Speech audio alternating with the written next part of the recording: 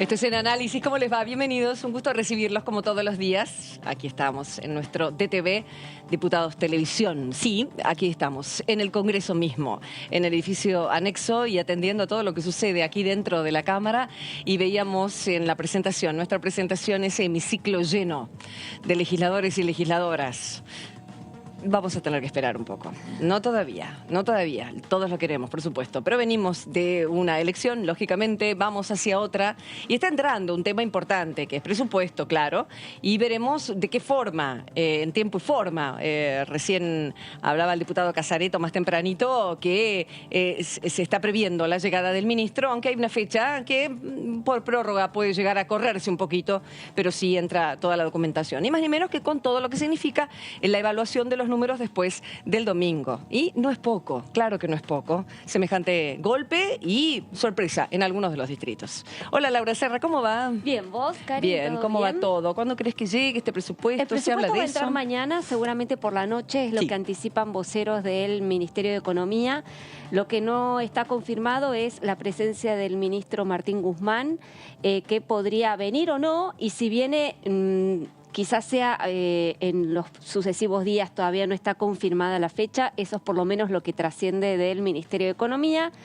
Con lo cual, bueno, lo importante es que ingrese el 15, que es ya, digamos, no hay una sanción para que no se presente el 15 de septiembre, pero así lo establece la ley y es ya una tradición del Congreso que se reciba para esa fecha la llamada ley de leyes, ¿no? Y habrá que ver cómo viene esta llamada ley de leyes, por cuanto quizás hasta podría haber cambios de último momento, teniendo en cuenta, bueno, todo lo que tiene que ver con el gasto, todo lo que tiene que ver con la negociación con el Fondo Monetario Internacional, que, bueno, va a tener en los próximos 60 días definiciones muy importantes, porque se tiene que llegar al año que viene, principios del año que viene, con un acuerdo con los directivos del FMI. Así que, bueno, sobre eso vamos a estar atentos, los que seguimos los temas parlamentarios y presupuestarios. Así es. Chocha, porque todo lo que sea política y política económica, acá la tenemos, a la Serra, como corresponde, ahí mostrando sus conocimientos. No se queda atrás la señorita Mosetti con su juventud también y experiencia. ¿Cómo estás, Buenas tardes, Dani? ¿Cómo va? ¿Todo bien? Bien, bien, bueno, muy atentos a ver cómo viene el cronograma y además, una vez que se presente, digamos, el texto, primero ver los detalles y también ver cómo se va a armar la agenda de trabajo acá en la Cámara de Diputados. Sí. Porque, bueno, lo inmediato es la convocatoria a la Comisión de Presupuestos que preside Carlos Heller y ir viendo, bueno, primero, por supuesto, la visita, que se espera la visita del Ministro de Economía y después, bueno, ir charlando en la propia comisión, bueno, detalles, cómo se distribuye a los distintos ministerios, qué va a pasar con la ayuda social, qué se va a dar a cada área que está reclamando, porque ese es el momento en que todas las áreas se ponen a reclamar y a pedir y a dar argumentos de por qué les corresponde más dinero. Así que ver de acá, yo calculo que dentro de los próximos 15 días vamos a tener alguna convocatoria como para empezar a charlar sobre esto.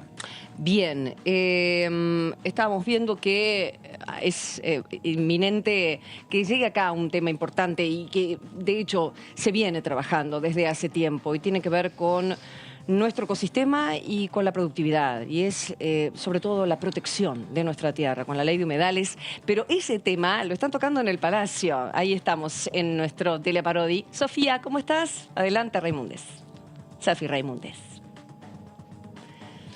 Bien, para Laura, para Gaby, exactamente, estamos en la puerta del Salón de Conferencias de Elia Parodi porque se está llevando a cabo la primera jornada de diálogo hacia una ley de humedales, ¿no? Y están participando los máximos referentes referidos justamente a este tema, como por ejemplo de la Universidad Nacional de La Plata, de la Universidad Nacional de San Martín, también de la Universidad Nacional de Tierra del Fuego, Antártida e Islas del Atlántico Sur. Además, Emiliano Espataro de la Red Nacional de Humedales y lo organiza el asesoramiento científico legislativo, ¿no? Justamente también los organizadores están participando de esta jornada que es abierta al público, está siendo transmitida en vivo y en directo por el canal de YouTube de la Honorable Cámara de Diputados de la Nación Argentina, justamente para tratar cuáles son los temas más urgentes, ¿no? De la conservación del medio ambiente, ¿no? Los diputados y diputadas que están participando, una es Graciela Camaño, que hace poco dio su palabra aquí en el móvil para DTV, y Leonardo Grosso, que es el presidente de la Comisión de Recursos Naturales y además la conservación para el ambiente humano, ¿no? Ellos están, bueno, proyectando, posibilitando que se dé esta primera jornada de diálogo para tratar más que nada los temas de los incendios en Córdoba y en otros focos a lo largo y a lo ancho de nuestro país que justamente afirman, ¿no?, que son para desarrollos inmobiliarios o para una nueva utilización del suelo como lo es la agricultura, y justamente la ley, el proyecto de ley de humedales lo que busca es preservar estos espacios verdes para una mejor calidad de vida de todos los argentinos y las argentinas. Así es. Y que los carpinchos no se te encimen. No, bromas aparte, el 21% del territorio argentino está compuesto por humedales. Hay en todas las provincias, hasta en las más australes, y es de absoluta necesidad. Y viene desde hace mucho tiempo esta situación conversándose, o al menos Leo Grosso desde hace tiempo que también viene intentando que se trate este tema, porque en algunos lugares, lógicamente, es usado y es visto con intenciones inmobiliarias y es momento de que se defienda la cosa. Repetinos entonces, pues van a estar de distintos académicos, ¿no es cierto, Sofía, hablando de este tema? Sí. Exactamente, van a estar los referentes de la Universidad Nacional de La Plata, también de la Universidad Nacional de San Martín, de la Universidad Nacional de Tierra del Fuego, Antártida e Islas del Atlántico Sur, Emiliano Espataro de la Red Nacional de los Humedales, y además quienes organizan, ¿no?, este encuentro del día de hoy, que son los referentes a la Oficina Científica de Asesoramiento Legislativo, que posibilitaron justamente el encuentro y además la transmisión en vivo para que todos y todas que quieran ver lo que se está tratando aquí dentro del Salón Delia Parodi puedan acceder a este material, ¿no? Qué bueno, Sofía. Bueno, hoy vamos a estar hablando con algunos de los referentes, esperemos que los puedas tener allí en nuestro móvil, son los ojos nuestros en el Palacio, siguiendo paso a paso las distintas alternativas que se vayan dando. Qué bueno lo de la oficina científica, me encanta, ojalá algún día podamos hablar con la gente de allí, porque es interesante cómo trabajan, ¿no?, los datos que ofrecen los especialistas en cada área que hay aquí en el Congreso, y es un lujo poder contar con su cerebro, en definitiva, para el armado de leyes y estos proyectos que desde el 2013 que vienen así de forma concreta queriendo presentar a algunos diputados y diputadas. Bueno, veremos entonces, ¿no?, cómo esto... Sí, decime algo más, Sofía. Sí, exactamente, Karin. Esperemos justamente, como bien decías, hace muchos años se está intentando ingresar estos proyectos de conservación del medio ambiente. Hasta el momento no han tenido demasiado éxito. Esperemos que justamente estas reuniones puedan tener injerencia aquí dentro del recinto del Congreso, porque, como bien decías, se pierden muchísimos espacios verdes, pero también lo más importante, con algunos incendios intencionales que se han comprobado en varias provincias de nuestro país, también se han perdido muchísimas viviendas de personas que se quedaron literalmente sin nada, miles y miles de hectáreas y flora y fauna que realmente perdió su espacio, y en muchísimos casos también la vida, ¿no? Es algo realmente muy preocupante y que tiene que ser atendido con urgencia. El ecosistema cambia, no es disparatado pensar que todos los eventos tienen una razón de ser en el planeta, y los incendios en el norte, en el sur, la falta de agua en la cordillera ahora hacen que el suelo esté seco, que no filtre, que no tenga humedad, por lo tanto aparecen los incendios y no se protegen los humedales. Bueno, la situación puede ser peor. Pierde estado parlamentario esto, ¿verdad, chicas? Sí, ¿no? A fin de año, si esto no se trata. Evidentemente hay intencionísimas de que se trate. Ahí les cuento cómo está el trámite. Dale. Sofi, cualquier cosa nos llamás, sí, para ver cómo podemos seguir bien de cerca este evento que se está dando ahora, que es la jornada de diálogo hacia una ley de humedales. Sofi, Raimundes, placer. Aquí nos quedamos trabajando. Karin, muchísimas gracias. Nos vemos. Nos vemos. Sí, Dani, tiene dictamen de la Comisión de Recursos exacto, Naturales. por eso es que perdería estado parlamentario. Claro, el tema es, bueno, digo, tiene dictamen, falta que pase por otras 4 comisiones, que son la Comisión de Agricultura, de Presupuesto, de Legislación Penal y de Intereses Marítimos, porque es una ley que tendría que tener el consenso de un montón de áreas, desde el presupuesto, de intereses marítimos, agricultura involucra un montón. Se dio un primer paso, pero quedó estancado. Ese proyecto estaba leyendo un montón que los han aunado, lógicamente, ¿no? Sí, pero claro. Lo que no sé, debe tener una cuestión política, es qué es lo que pasó desde noviembre y por qué se vuelve a hablar de una jornada de discusión. Ya estaríamos avanzados con un proyecto, evidentemente. Claro, bueno, evidentemente necesitan discutirlo hay aún alguna más. pata de este proyecto que no está funcionando. Sí, que se necesita. O quizás sea una manera también de impulsar el debate en el recinto. Estas cosas finalmente lo que hacen es generar como presión, ¿no? También para llevar el tema cuanto antes a la discusión en el plenario. Pero lo cierto sí es que se ha dado un debate muy exhaustivo en las comisiones, con especialistas, con las voces de oficialistas, de opositores, de expertos en la materia, con lo cual el tema ya está por demás agotado. Así que bueno, todo depende de una decisión política y es una decisión política del oficialismo, que es el que tiene los resortes para llevar los temas al recinto hoy por hoy. Perfecto. Tema que seguramente ya está incluido en el presupuesto. Y retomamos la ley de leyes, la ley madre, que va a determinar y para muchos ver qué rumbo toma este país con las determinaciones, con las previsiones. Ayer lo hablábamos con David Cayón, uno de nuestros periodistas, que dio algunos números, una inflación que podría llegar al 35%, lo que se supone, Lau, lo que creen ellos.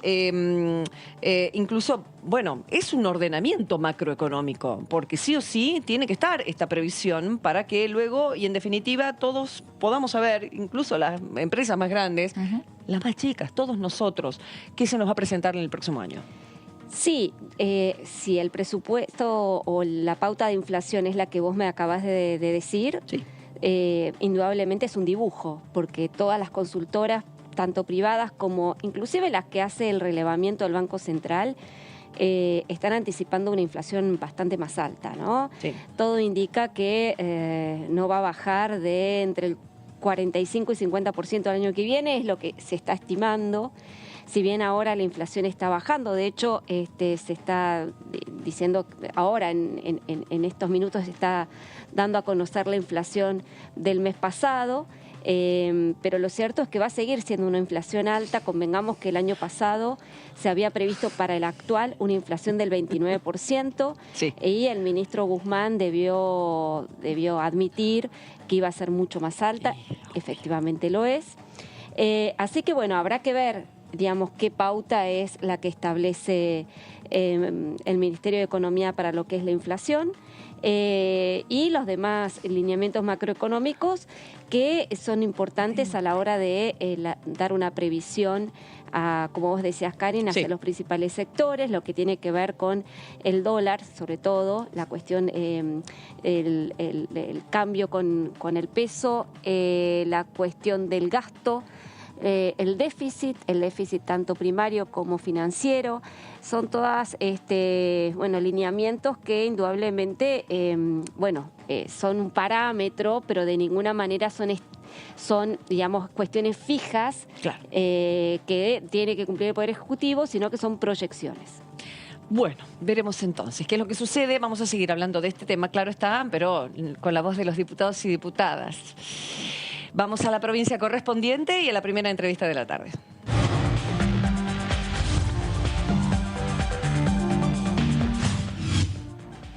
Diputado Yedelin, qué gusto recibirte. ¿Cómo va, Pablo? Bienvenido. Hola, Karin. Enorme placer de verte y escucharte. La verdad que la campaña nos alejó un poco. Bien, muy bien. ¿Cómo están ustedes? Te hemos extrañado, Dipu, como decimos acá, que ustedes son nuestro contenido, sobre todo, de todo, ¿no? Y felicitarlo. Claro. Por el próximo senador, lógicamente, hay que pasar las generales. Se va. ¿Qué pasó, Dipu? Muchas gracias. A ver, ¿cómo es una decisión así? Depende de la verticalidad. Sí, para pasar a Senado. Sí, depende mucho de la verticalidad. En realidad depende del armado político y de nosotros, viste, a veces vos tenés solamente elección a diputados, a veces diputados y senadores. En este caso Tucumán tiene diputados y senadores, nosotros renovamos 4 diputados y los 3 senadores. Y bueno, hay que armar la mejor lista competitiva posible y bueno, en esa lista va a encabezar en la lista de diputados nuestra ministra de Salud, que es Roxana Chala, que la van a conocer pronto. Y bueno, y a mí me pidió el gobernador y el partido, en realidad, el Consejo del Partido Justicialista, encabezar en la lista de senadores, con una senadora que también van a conocer pronto, que se llama Sandra Mendoza, que es una abogada del interior de la provincia de Tucumán, de la ciudad de Famaillá, capital nacional de la empanada.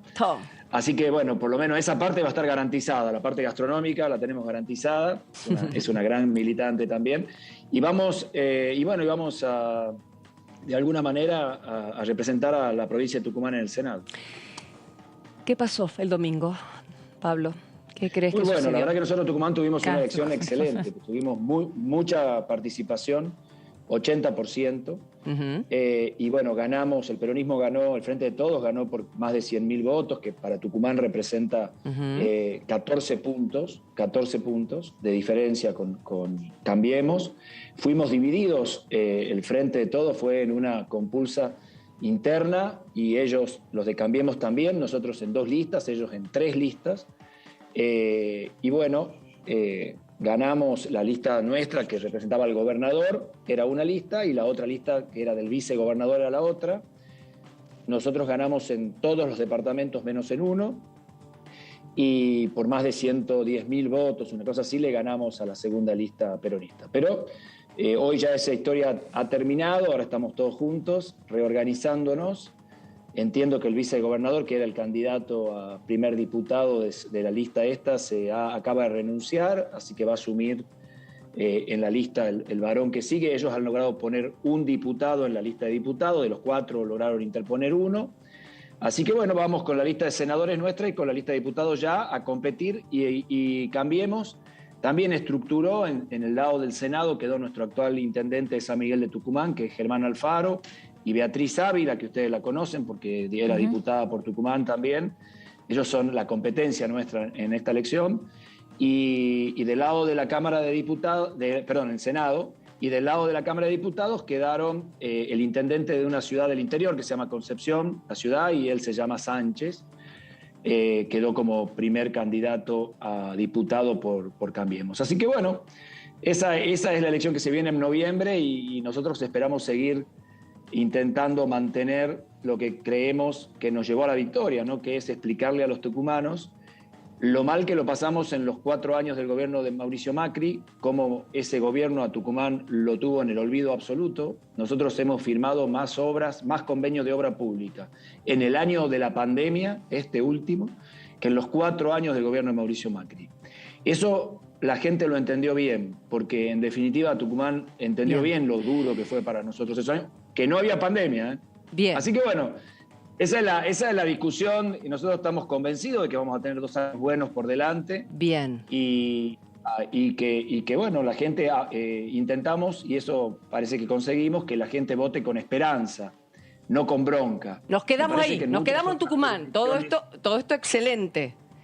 Y ahora viene la otra parte de la pregunta. ¿Qué pasó en el resto del país con el oficialismo? ¿Qué crees que sucedió con estas 14 provincias? ¿Qué crees que sucedió con la cantidad, con la provincia de Buenos Aires? ¿Qué crees que sucedió con provincias que naturalmente y desde toda la vida votaron al justicialismo? ¿Qué pasó con estos 8 millones de votos? No, me parece que hubo un mensaje muy claro de las urnas, que nosotros los tucumanos tenemos que también escuchar, porque el mensaje es para todos. Es un mensaje muy duro, muy interesante, por otro lado, que la población se exprese y pueda decir. Nosotros eso no quiere decir que tengamos que cambiar nuestras políticas. Yo creo que las políticas nuestras son acertadas, que lamentablemente se vieron complicadas por la pandemia, pero definitivamente nosotros tenemos que seguir apostando para lo que llegamos al gobierno, que es reactivar la economía, la industrialización del país, el mercado interno, el valor agregado de nuestras exportaciones, una balanza comercial lo más positiva que podamos, crear empleo y sacar a los argentinos de la pobreza. Ahora, nosotros no hemos conseguido nada de esto en estos 2 años y la gente con todo derecho nos castigó en las urnas. Ahora, no lo conseguimos porque tuvimos una situación coyuntural muy particular. Nosotros no solamente recibimos al gobierno con una herencia complicada, porque en definitiva la deuda de 100.000 millones de dólares que heredamos la hemos ido reprogramando y en definitiva no le podemos echar la culpa a la deuda, porque en definitiva Guzmán y su equipo lograron reprogramar la de privados y seguramente reprogramaremos la del Fondo Monetario también. Ahora, definitivamente esa situación de pandemia que hizo el parate económico, no solamente nuestro, sino del mundo general, bueno, nos golpeó duramente y bueno, es duro y muchos oficialismos del mundo que tuvieron elecciones. Mirá lo que le pasó a Trump en Estados Unidos. Yo había estado al inicio de la pandemia, los primeros días, que inclusive fue uno de los primeros que hicieron cuarentena, volvía de Estados Unidos y mucha gente lo daba como ganador a Trump, sin duda en ese momento. Y la pandemia empezaba. Y bueno, perdieron, digamos. O sea, me parece que en ese marco hay que ver al resultado de las elecciones. Yo creo que no hay tampoco que dramatizar. Me parece que nosotros tenemos que seguir haciendo y proponiendo nuestras ideas.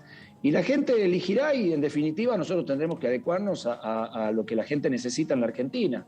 ¿La gente qué quiere? Quiere trabajo, quiere seguridad, quiere mejor calidad de vida. Y la verdad que en estos años no se lo pudimos brindar porque en definitiva la pandemia nos complicó muchísimo. Sí, pero tengo fe que las políticas de nuestro gobierno son para salir de esta situación mucho más útiles que las que propone el otro espacio político que se enfrenta con nosotros. Bien. Hola, diputado Yetlin, Laura Serra lo saluda, ¿cómo está?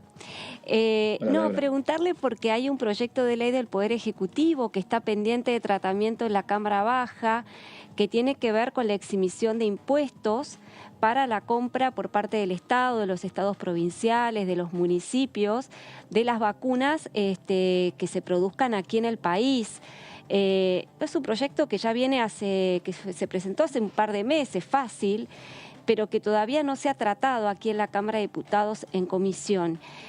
¿Será un tema de agenda inmediata en su comisión? ¿Y qué ventajas podría arrojar esta iniciativa de ser aprobada? En realidad tiene giro solamente en presupuesto. Nosotros no tenemos solamente en salud, presupuesto. Pensé que sí, tenía giro a la suya también.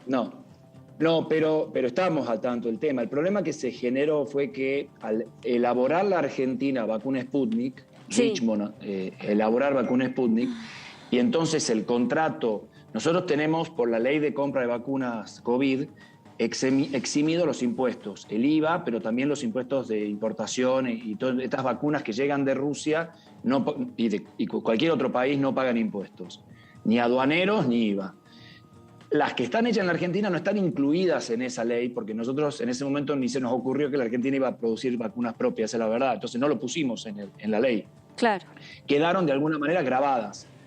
Y entonces se daba la paradoja de que comprarle a Richmond iba a ser más caro que comprar directamente de Moscú.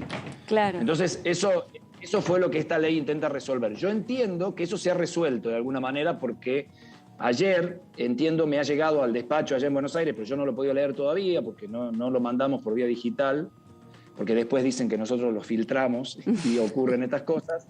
Pero llegó el nuevo contrato con Richmond que resuelve el tema del tema impositivo. Ese era el motivo. En definitiva, es para eso y me parece que lo han resuelto sin la ley, pero bueno, es un tema que de vuelta no tiene giro en salud porque es un tema económico puntualmente y tiene que ver con esto, con no generar que las vacunas que producimos acá, que son en definitiva vacunas de Sputnik, nos cuesten más caro porque le tenemos que pagar impuestos porque no las eximimos en la ley. Entonces buscaba eximir a esas vacunas. Y el principio activo que actualmente se está importando de Rusia, ¿no? De la Federación Rusa. No paga impuestos. Tampoco paga impuestos. No. No perfecto. paga, no paga. Porque ahí estaba un poquito no paga impuestos, también.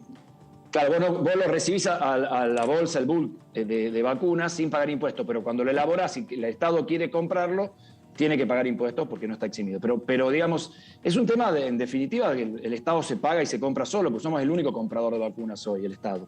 Los privados no están comprando. Entonces, en realidad nosotros en la ley de emergencia sanitaria, que hoy rige en la Argentina, hicimos que todas las vacunas no paguen impuestos de importación ni IVA. Lo que pasa es que eran las vacunas de calendario. Como COVID no es de calendario, Claro. tuvimos que, en la ley de COVID, poner esta excepción puntualmente. Pero como eran para las vacunas que se importaban para COVID, pusimos en la ley así porque no pensamos que lo íbamos a hacer, ahora es una nueva excepción para eso. Pero bueno, es un tema técnico más bien, no hay una gran problemática. Hay muy buenas noticias con la llegada de las vacunas de Pfizer, que entiendo que hay 500.000 o algo así llegando ya en la Argentina, y casi 19 millones y medio que van a llegar en el último trimestre del año. Eso son muy buenas noticias porque esas vacunas de Pfizer van a poder servir para vacunar a menores de 18 años, 17, 16, 15, 14 y hasta 12, avanzando en ese grupo etario que no hemos podido vacunar nosotros, salvo a los grupos de riesgo, y eso nos va a permitir tener una inmunidad mucho más importante, poblacional, que es lo que se viene demostrando útil para la cepa Delta. Pablo, salió hoy por BBC, que a propósito, ahora te dijo Dani, que corresponde que pregunte Dani, pero salió justamente una nota hablando de la sugerencia, no recuerdo exactamente qué centro importante o institución británica, recomendando que a los chicos se den solo una dosis y que si los chicos no querían dársela, incluso 12 años, no se las iban a dar. ¿Cuál es tu opinión, como médico principalmente y lógicamente como político?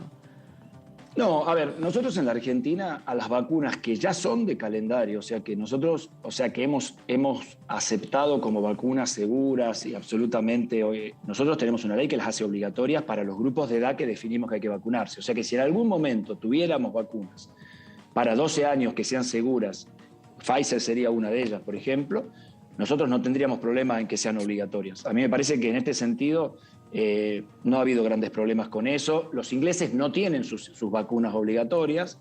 Eso ellos prácticamente inventaron las vacunas, los ingleses allá por el 1800 y pico, y desde siempre tuvieron esta discusión. Pero ellos nunca hicieron obligatorias a las vacunas. Nosotros las tenemos obligatorias. Yo creo que es una gran cosa que hicimos en la Argentina para las vacunas de calendario. En este caso, COVID es una cosa medio rara porque son vacunas que están en experimentación, que no están del todo aprobadas. Pfizer ya está del todo aprobada en Estados Unidos, pero digamos, y pronto va a estar seguramente del todo aprobado también por ANMAT, pero digamos, las otras están en proceso. Entonces, esto es lo que demora ponerlas en calendario. Una vez que estén en calendario, Karin, van a ser obligatorias para todos. Sí, va a ser un tema. Supongo, sobre todo para un porcentaje muy grande de gente que no está queriendo. En el mundo, afortunadamente en nuestro país es un número menor, pero es un tema que entiendo que en el mundo científico se está viendo, discutiendo, qué sucede cuando hay un grupo numeroso en una pandemia de estas características que no quiere. Me llamó la atención que si el chico no quiere, sabiendo lo que significa una vacuna, placebo y todo lo que el cuerpo hace cuando está confiado de que recibe algo que lo va a sanar y no algo con miedo, porque va por ahí, ¿no? Pero me llamó la atención que si el chico dice no, es no, que se le respete la opinión al chico de 12 años con la Pfizer en Gran Bretaña, por eso te lo preguntaba, pero bueno. Sí, no, a mí me parece que por ahora esto va a seguir siendo voluntario en Argentina hasta tanto sean de calendarios. De calendario, ok. Dani. Diputado, ¿qué tal? Buenas tardes, Daniela Mosetic. Se está hablando de un paquete de medidas para inyectar dinero, para incrementar el consumo, para reactivar un poco la economía. Digo, esto pasaron 2 días de las elecciones. ¿Qué hubiera sucedido si el resultado no era igual? Porque, digamos, suena un poco a parche o a necesidad de salir, ¿no?, de cara a noviembre. ¿Cómo ve este paquete o este posible anuncio? No sabemos todavía cuál va a ser el anuncio. Lo que, en definitiva, hay que reconocerle a este gobierno que a pesar de la pandemia y a pesar de las restricciones económicas, hizo múltiples esfuerzos en este mismo sentido. Por ejemplo, intentar sostener la jubilación no solamente con la fórmula de actualización que se atrasó porque la inflación fue muy alta, y es una fórmula que no es virtuosa cuando la inflación es muy alta, y generó estos digamos, aportes extras para ir llevándola a la jubilación mínima lo mejor que se pueda. La tarjeta alimentar, que no solamente se amplió en la cantidad de gente que la recibe, sino que también amplió su valor. La asignación universal por hijo, la IFE, los ATP, digamos, todas estas medidas que se fueron tomando a lo largo de la situación de pandemia el plan turístico, los subsidios a tasa cero, digamos, los subsidios, los préstamos muy subsidiados. Todas medidas que tienen este mismo objetivo, digamos. Nosotros creemos en un mercado interno generoso. Nosotros creemos que incentivar al mercado interno, si bien es verdad, es un factor que puede mover a la inflación, también sabemos que de alguna manera sostiene al sistema económico y hemos implementado eso de una manera, por supuesto, prudente y en la mayor posibilidad que podamos. Vamos a ver cuáles son las medidas que hoy, pero me parece que no sale de la lógica de lo que el gobierno nacional viene haciendo en este sentido y en lo que creemos nosotros. Nosotros creemos en un presupuesto que sea expansivo, digamos, en un presupuesto que nosotros sí sabemos que el déficit fiscal es un gran problema, pero el déficit fiscal entendemos que se tiene que solucionar con más ingresos, no con menos gastos. Y ahí está el gran desafío, porque los más ingresos no pueden ser más impuestos, sino que tiene que ser más actividad económica que genere más ingresos por los mismos impuestos. Entonces, un poco este es el desafío que enfrenta la Argentina, que aparte tiene un impuesto inflacionario que es terrible, como ustedes decían hace un ratito, y que en definitiva tenemos que empezar a controlar, digamos, ¿no? Y este es el gran desafío. Por eso la situación, para mí, la orientación de las políticas económicas del país son buenas.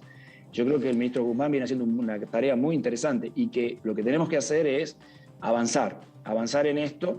Y bueno, veremos cuáles son. Yo no creo ni tampoco que una inyección aguda, digamos, de recursos cambie el tema electoral. Yo creo que el tema electoral hay que seguir sosteniéndolo con las políticas que nosotros queremos hacer. Nosotros estamos muy entusiasmados en Tucumán, insisto, con la obra pública, porque durante muchos años dejamos, y la obra pública no solamente genera recursos en la provincia, genera trabajo en la provincia, obras, acá tenemos obras, por ejemplo, de cloacas en Banda, de Río Salí, Alderete, que son unos municipios de casi 200.000 habitantes.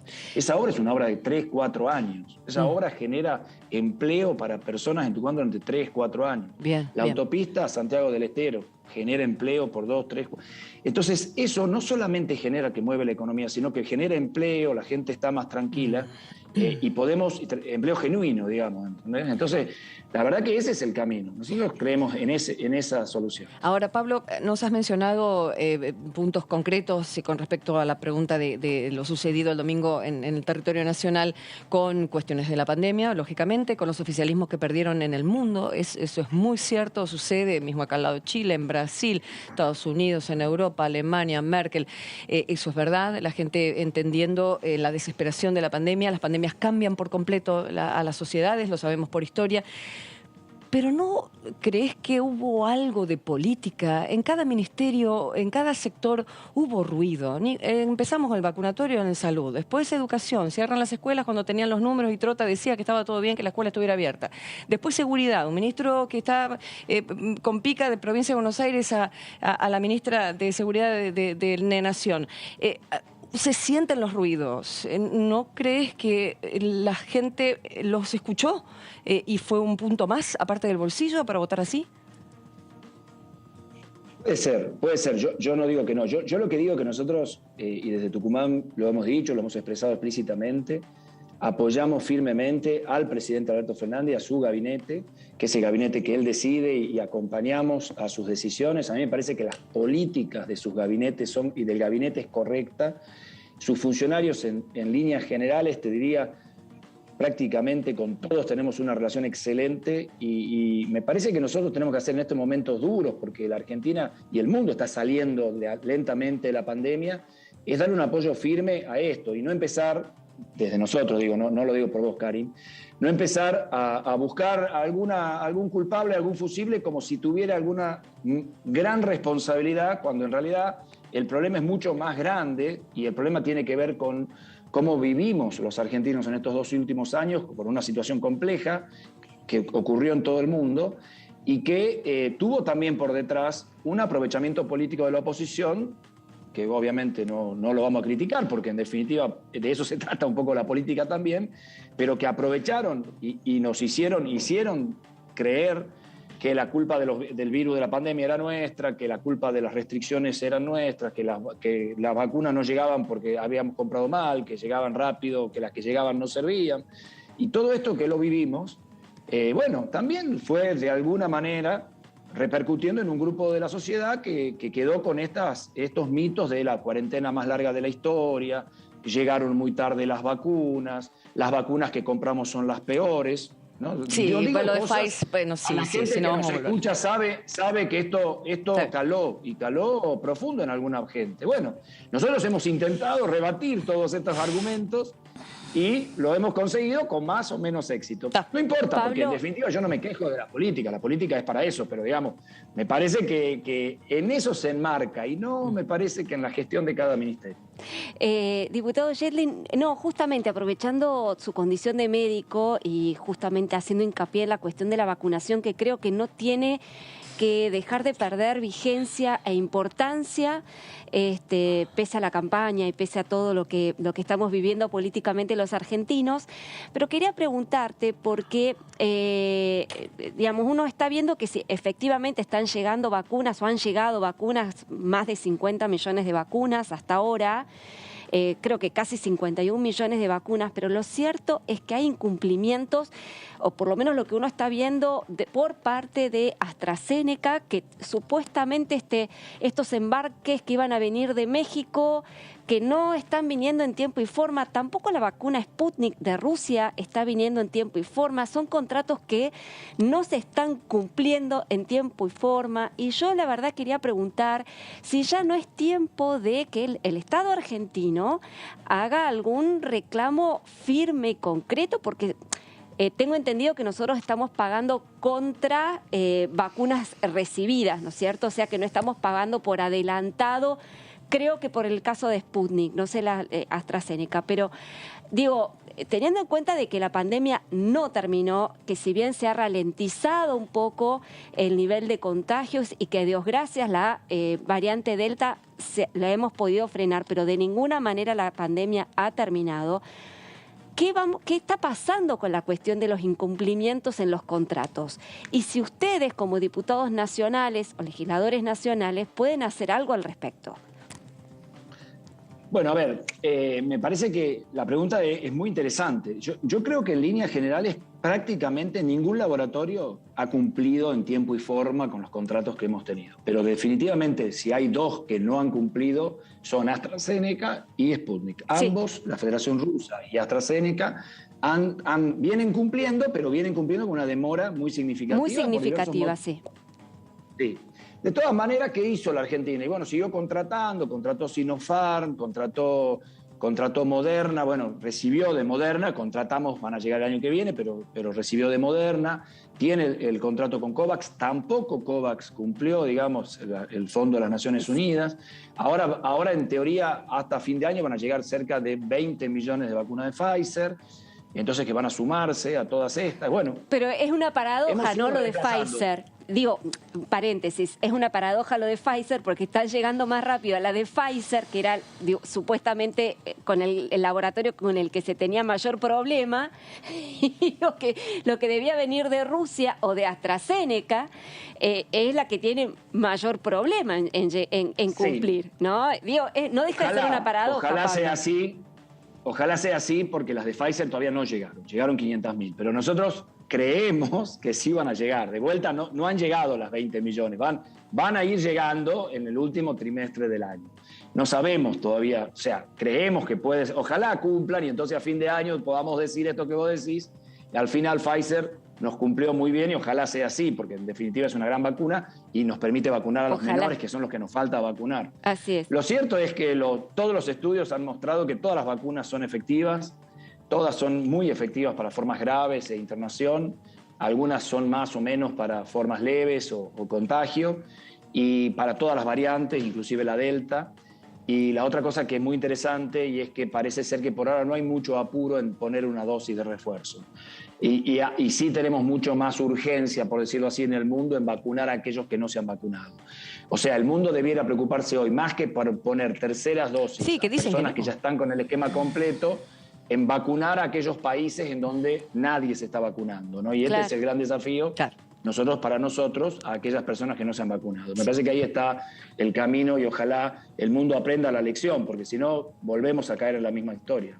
cuando no el medicamento que se transforma en mercancía, que entendemos que lo es. Los laboratorios son empresas y trabajan con eso, pero nada más ni nada menos que con una situación de vida o muerte, y es delicado, ¿no? Cuando no se necesita, están diciendo ahora la comunidad científica, no se necesita la tercera, por lo pronto. Quedan todavía estudios por hacer. Claro, exactamente. Es mucho más urgente que la gente se vacune con 2 dosis, más gente, que poner tercera dosis hoy, digamos. Eso sería lo que hay que decir. Y que, por supuesto, no puede ser que el mundo deje a los países pobres sin vacunarse, porque aparte son los países pobres en donde estos virus van a seguir circulando, generando nuevas cepas, hasta que alguna cepa escape al sistema de vacunas que tenemos y nos enfrentemos a una nueva problemática general, todos. Diputado, le quería consultar, digamos, si hay alguna perspectiva del regreso al trabajo parlamentario, ¿cuándo puede haber comisiones? Hay un montón de temas que están en agenda, incluso con dictamen esperando una sesión. ¿Qué se está hablando o cuándo podrían por ahí el bloque reunirse o tener alguna primera impresión? Bueno, es una muy buena pregunta. Nosotros estamos justamente preguntando eso. Nosotros en la Comisión de Salud, por ejemplo, yo tengo para dar dictamen con otras comisiones en reuniones conjuntas, por ejemplo, la ley de enfermería, la ley de VIH, una nueva ley de VIH, la ley de cáncer infantil, la ley de resistencia antimicrobiana, todas para dar dictamen. Y bueno, por ejemplo, etiquetado frontal ya tiene dictamen, podría estar en sesión. Entonces, son todos temas que sí, por ahí hay que preguntarle más a la autoridad de la Cámara. Nosotros yo no sé cuándo. Entiendo que esta semana no y que la semana que viene tampoco, por lo menos por lo que yo sé. De la comisión ya sabemos, chicas, ¿no? Entonces, pero esta semana... Sí, el presidente de la Comisión de Salud dice... Pero de Salud no tenés previsto llamar a comisión. Lo que pasa es que yo tengo previsto, pero a mí, la verdad que como son presenciales las reuniones, tengo miedo de llamar a una sesión que, si no hay sesión, yo prefiero llamar cuando haya sesión para garantizarme el quórum, digamos. Entonces, de alguna manera estoy esperando que me digan cuándo hay sesión y en esa misma semana llamaré a reunión de comisión para resolver esos temas.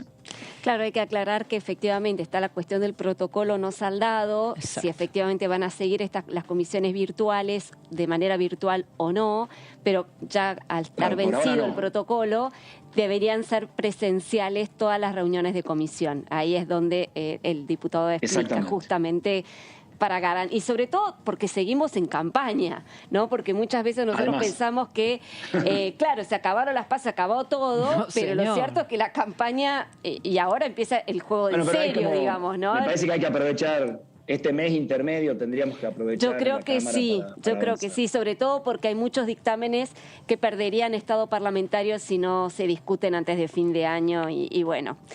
Así es. Así que bueno. Antes de pedirte una preguntita más. No, dale. No, es simplemente para ver estos dos últimos temas que acaba de anunciar el presidente. El proyecto de la ley Compra Argentino, desarrollo de proveedores y compras para la innovación, o la ley de inversiones petroleras que la presentaría mañana junto con lo que es presupuesto. Esto es parte de las políticas, de seguir con las políticas. Mismo el presidente dijo, vamos a corregir lo que no hicimos bien. ¿Por dónde viene, crees, en los próximos meses? ¿Por energía o con la nueva constitución del nuevo Congreso? Ya me adelanto, como senador, que ya vas a estar pensando desde la otra Cámara. ¿Cómo vienes? ¿Con cuestiones más grandes de energía, de ordenamiento interno estatal o concreto para lo que es industrialización, que también se necesita, hay muchas leyes al respecto? Yo creo que nosotros tenemos que conseguir la mayor cantidad posible de herramientas para tener más trabajo. Para tener más trabajo se necesita más inversión. Para tener más inversión se necesita ordenar algunos aspectos fiscales, energéticos, de infraestructura. En definitiva, vos necesitas esas 3 patas: infraestructura, inclusive la infraestructura informática, la conectividad, energía de buena calidad y distribución en el país, y el tema fiscal, digamos, de alguna manera, para ver algún tema de ayuda para que la gente quiera invertir. Nosotros necesitamos inversión y para eso necesitamos garantizar estos temas. Hay muchas cosas que se están haciendo en el país. Me parece que hay que seguir con esa línea y eso va a terminar redundando en más trabajo para los argentinos, que eso es lo que hagamos. Tenemos que pensar, ¿esto da más o menos trabajo? Si da más, avanzar. Yo creo que esa es Ese es el gran desafío que tenemos. Bien. Diputado Yedlin, la ultimísima, sí, claro. porque te tengo que aprovechar. No, lo último, hay que ver cómo termina finalmente esta historia en noviembre, pero bueno, según lo que se estuvo anticipando, es probable que el oficialismo no pueda retener todas las bancas que ponga en juego según los resultados de las PASO. ¿Usted cree que es necesario, digamos, empezar a tender puentes con sectores de la oposición justamente para garantizar la gobernabilidad desde el vamos? ¿O hay que esperar? ¿O, digamos, hay que manejarse con lo que se dice, con lo nuestro? No, yo creo que justamente lo que las elecciones estas muestran, y posiblemente el futuro sea así, es que nadie va a tener una mayoría tan magnífica clara, como tan uno nítida, quisiera. Y entonces, definitivamente lo que hay que hacer es trabajar en los consensos, es en buscar cuáles son los temas que hoy todos los argentinos todos coincidimos que tenemos que tener más trabajo. Bueno, esto mejora el trabajo argentino, y conseguir los consensos. Yo soy un gran promotor de eso. Yo creo que hay que generar los diálogos con todas. A veces uno podrá no sumar a todos, pero digamos intentar convencer a todos. Y me parece que ese es el gran desafío. Ni una oposición que esté opuesta a todo, que también la hemos vivido en los temas, ni un oficialismo que solamente pueda sacar normas si tiene mayorías absolutas. Digamos, me parece que el camino en una democracia madura que va creciendo, que va demostrando esto, es un camino de acuerdos y de idas y vueltas y de mucho parlamentarismo en el buen sentido de la palabra. Me parece que ese es el destino, porque así es, porque tenemos 2 cámaras y yo no creo que diputados termine con una mayoría que permita... Bueno, habrá que generar los consensos. Me parece que ese es el gran desafío. Muy bien. No será unanimidad, pero sí que sean amplias mayorías.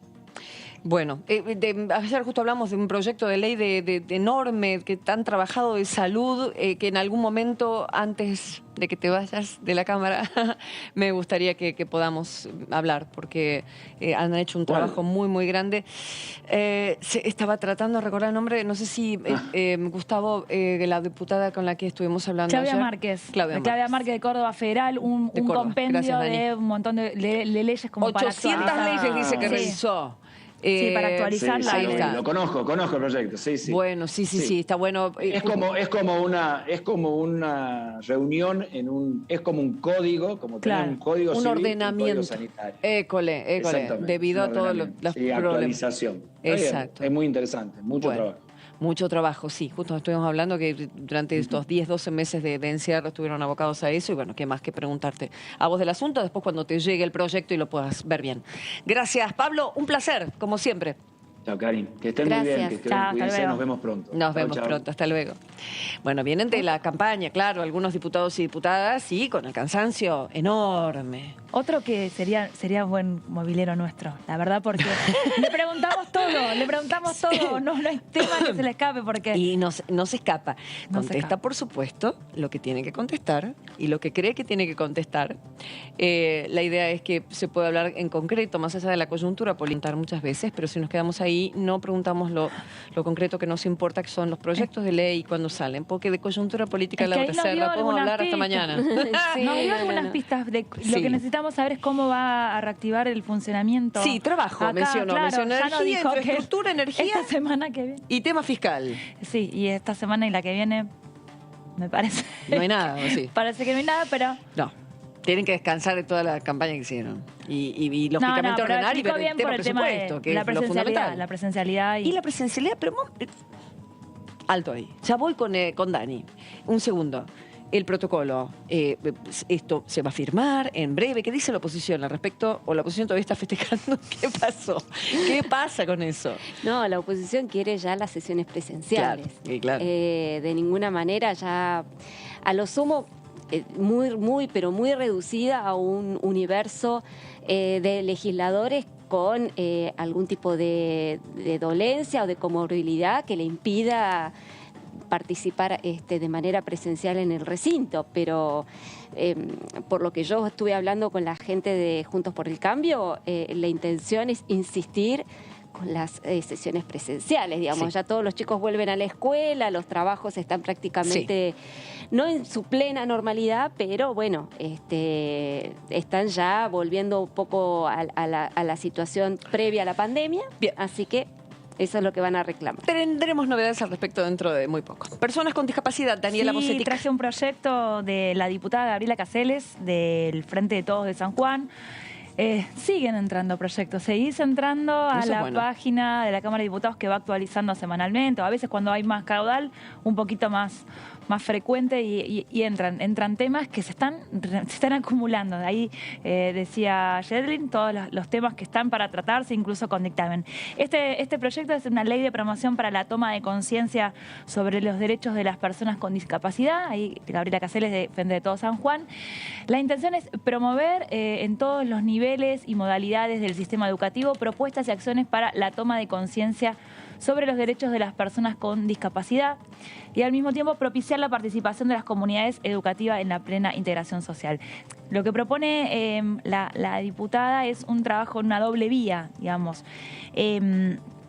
Promover esta concientización de parte de quienes son los encargados de dar los contenidos educativos, de ampliar alguna información que en algunos casos falta o que está desactualizada, y también dar a los chicos, a los estudiantes de todos los niveles, concientización sobre lo que es la inclusión, sobre quién está sentado en el aula al lado mío, sobre Bien. cómo nos tenemos que hacerle un lugar a quien por ahí tiene una discapacidad. Entonces, ese doble trabajo que, a ver, cuando entra un proyecto de ley no quiere decir que no se esté haciendo en niveles, sino tratar de sistematizarlo, tratar de que esto sea a nivel nacional, en todas las escuelas, en todos los ámbitos educativos. Por supuesto que un montón de escuelas trabajan en esto, pero hacerlo más formal, más sistematizado y a nivel nacional. Bien. La segunda plaquita ahí habla un poquito de cuáles son las maneras de hacerlo y promueve la realización de jornadas de concientización y campañas permanentes destinadas a las comunidades educativas y ofrecer información y capacitación a docentes de todos los niveles. Yo lo llevo, a ver, lo comparo con lo que puede ser la ESI, ¿no? Claro. Hoy por hoy es por ley, y cuántos años hace que se está llevando a cabo y todavía estamos recibiendo denuncias, quejas de que se cumple, que no se cumple, de que se cumple parcialmente, que es algo que lo hacen un montón de instituciones, lo hacen para cumplir. Entonces, estas cosas generalmente van con un camino largo de ir involucrando, de ir sumando contenidos y hacerlo cada vez. Lo mismo sucedió acá con el tema ambiental. El tema ambiental que, si nosotros miramos de hoy... Hay una ley. Hay una ley. No hay una exacto. ley de educación ambiental que tiene que cumplir en las Exacto, escuelas. ciertos contenidos. Si vos mirás de hoy a 20 años atrás, lo que aprenden los chicos de hoy con respecto a hace 20 años es, pero exponencialmente mejor, mucha más conciencia. Pero es un camino que se va recorriendo. Y bueno, Seguro. y esto es lo que propone la diputada con el tema discapacidad, que hay mucha desinformación y bueno, está bueno en llevarlo a los colegios, a todos los ámbitos educativos. ¿Cuáles son los objetivos? Habla en sus fundamentos, donde ella da un montón de explicación sobre cómo es la situación y el escenario actual. La formación de personas ricas en valores humanos, realizar experiencias que contagien otras iniciativas positivas, establecer vínculos positivos entre los seres humanos y favorecer la eliminación de barreras. Es difícil ponerlo en un proyecto de ley esto. Sí, ¿no? ¿No? Porque tiene que ver con la ética de cada persona. Es difícil. Por eso hay que ver cómo se pone en la práctica. Porque, por supuesto que favorecer la eliminación de barreras hay un montón de alternativas desde a qué chicos se reciben en los colegios, cómo se integran en un aula, Totalmente. cómo pueden, seguir la educación hasta el nivel universitario. Eso, bueno, desde lo que es lo formal, lo que tiene que ver con la educación, se puede, pero formar personas ricas en valores humanos... Es bastante amplio. Es amplio. Entonces, bueno... Sí, ambicioso. Por eso un puntapié inicial... hay un montón de proyectos que incluso estuvimos charlando en estas semanas que están ligadas a la discapacidad. Hay un proyecto de Valdés que creo que lo trajo Laura. El proyecto de los también. animales, al menos de los perros también de compañía. Bueno, Hubo. exacto. Cuando un tema preocupa, empiezan a surgir distintas iniciativas. Pero a raíz de denuncias muchas veces Sí, sucede, muchas Dani, veces. porque justo esto de los perros, Muchas me acuerdo veces. que fue por una situación que vivió una familia Sí. en un hotel en una de las provincias. Sí, y que no lo dejaban ingresar que no lo dejaban con el ingresar. Entonces, perro. claro, el tema se pone en escenario Sí. y bueno, ahí viene la queja y se visibiliza algo que ¿Y ya usted? sufre la gente desde hace años. Bueno, acá y el resto nos enteramos. muchas veces que los es un proyectos de tema. ley es porque una ONG, una persona particular muchas veces se acercan a los diputados de manera personal a pedirles. Así se empiezan a algunos a notar que hay alguna preocupación, alguna necesidad. Así que esto me parece que puede llegar a venir desde alguna. Después también la implementación, también la bajada de esta ley puede venir por el lado de las ONG, de dar capacitaciones, jornadas. Así que veremos cuál será la agenda acá a fin de año. Fenómeno. Sí, Gracias, igual. Dani. Nuestra próxima invitada la saludamos y tenemos que ir a la pausa, pero ahí está. Es Carolina Yutrovic. Hola, diputada, ¿cómo va? Muy bien, ¿cómo están ustedes? Bien. Acá hay bárbaro, bajo nieve en este momento. Wow, eso significa buen turismo. Bueno, ya lo vienen teniendo, a la falta de turismo de Bariloche y de turismo no, porque están yendo, quiero decir, a la falta de nieve, muchos que pudieron eligieron Tierra del Fuego como destino, ¿no? Para esquiar y eso fue grandioso para ustedes. Exacto. Bien. Y estaba quedando flojita de nieve, pero ahora con este refuercito tenemos para un mes más. Qué cosa linda. Bien. Ahora nos vas a contar y de la elección del domingo y lo bien que te ha ido, así que vamos a estar hablando del tema. Después de la pausa nos esperas, diputada, ¿no? Gracias, sí, nos Por supuesto, espera. sí, totalmente. Ya volvemos enseguida.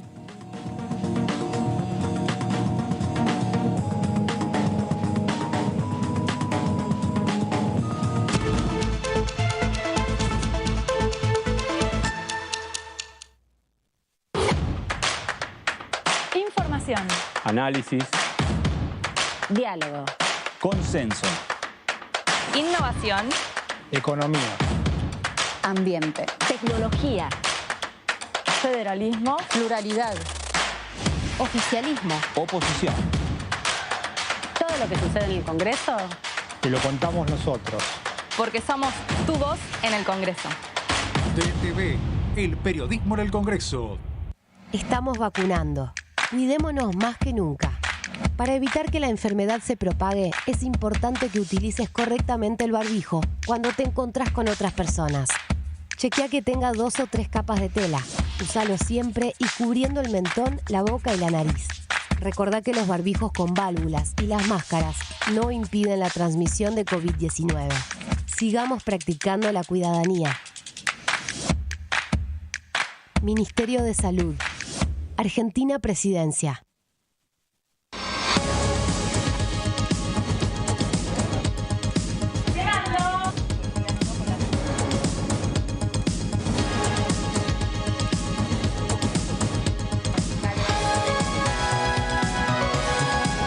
Todo lo que sucede acá te lo contamos nosotros, porque somos tu voz en el Congreso.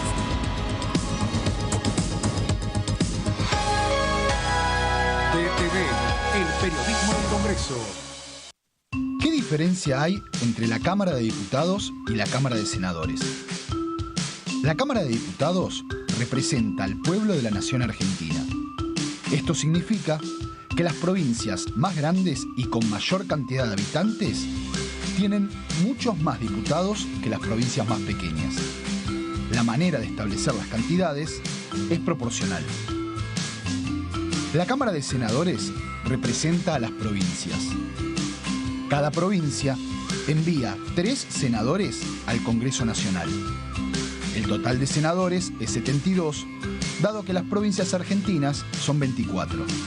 Este es un número fijo.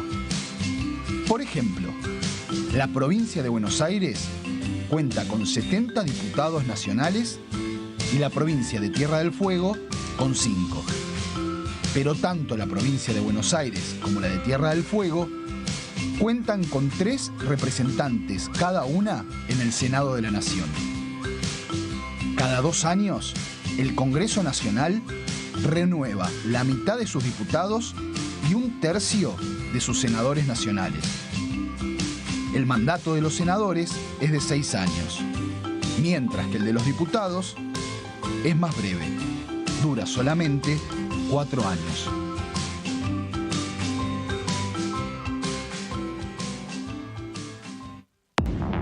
¿Qué tal? ¿Cómo les va? Muy buenas tardes.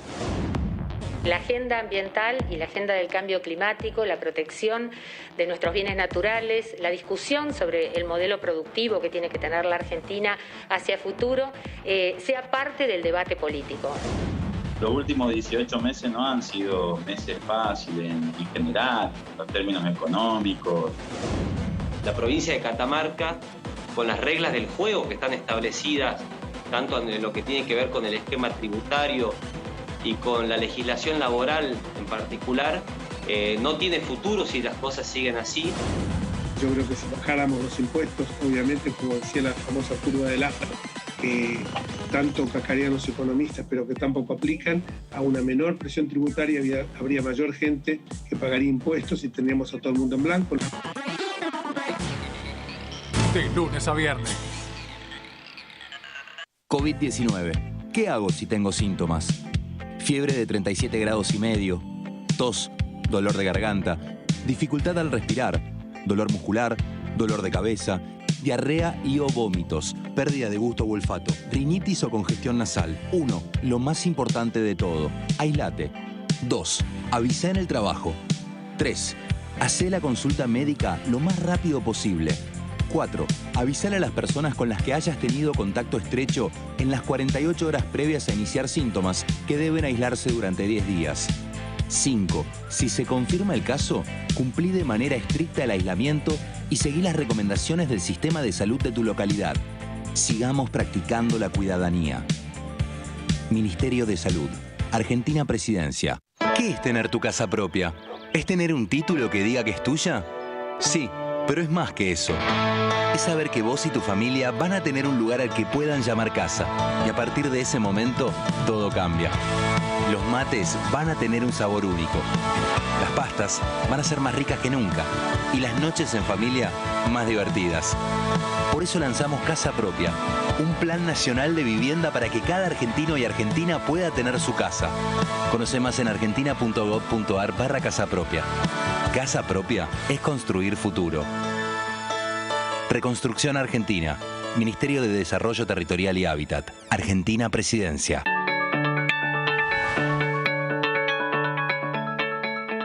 Una instancia bien diferente y que hace al trabajo de la institución es como diagramar un proceso lógico y cuidado y respetado para tener un recinto protegido. El programa de recinto protegido a lo que apunta es a tener al 100% de las personas en una situación de cuidado personal. ¿Cómo se logra esto?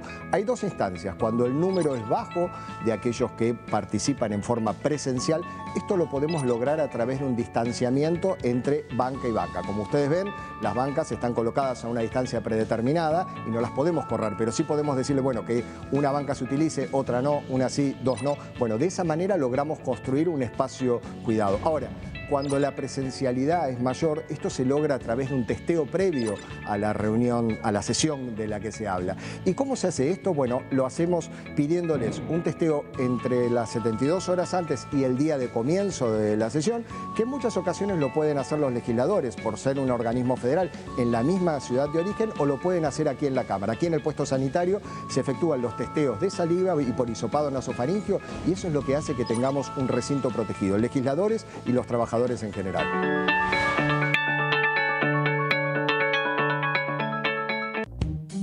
Con Ahora 12 podés seguir comprando en 3, 6, 12 y hasta 18 cuotas fijas en todo el país. Ahora 12. Para más información, ingresá en argentina.gov.ar/ahora-12. Reconstrucción Argentina. Argentina Presidencia. Empecé a tocar el violín a los 6 años acompañando a mis hermanos a sus clases de música. Cuando mis papás me escuchan tocar, siempre dicen que para ellos es magia.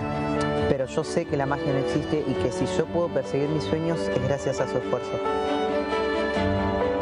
Nunca tuvimos mucha plata en casa y la asignación universal por hijo es una ayuda muy importante para nuestra educación.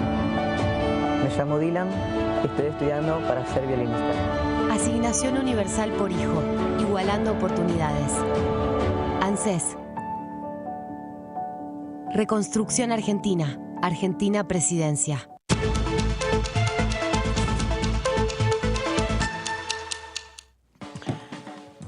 ¿Cómo va, diputada Yutrovi, que estábamos al aire cuando mandamos a la pausa? Ahora ya viene en un momentito nada más. Decíamos. Ahí está. Hola, Vaca.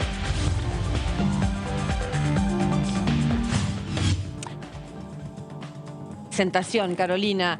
Carolina, perdió el Frente de Todos en la provincia de Tierra del Fuego, cuando en algún momento pensaron que ganaban. Yo, en una confusión, dije ganadora.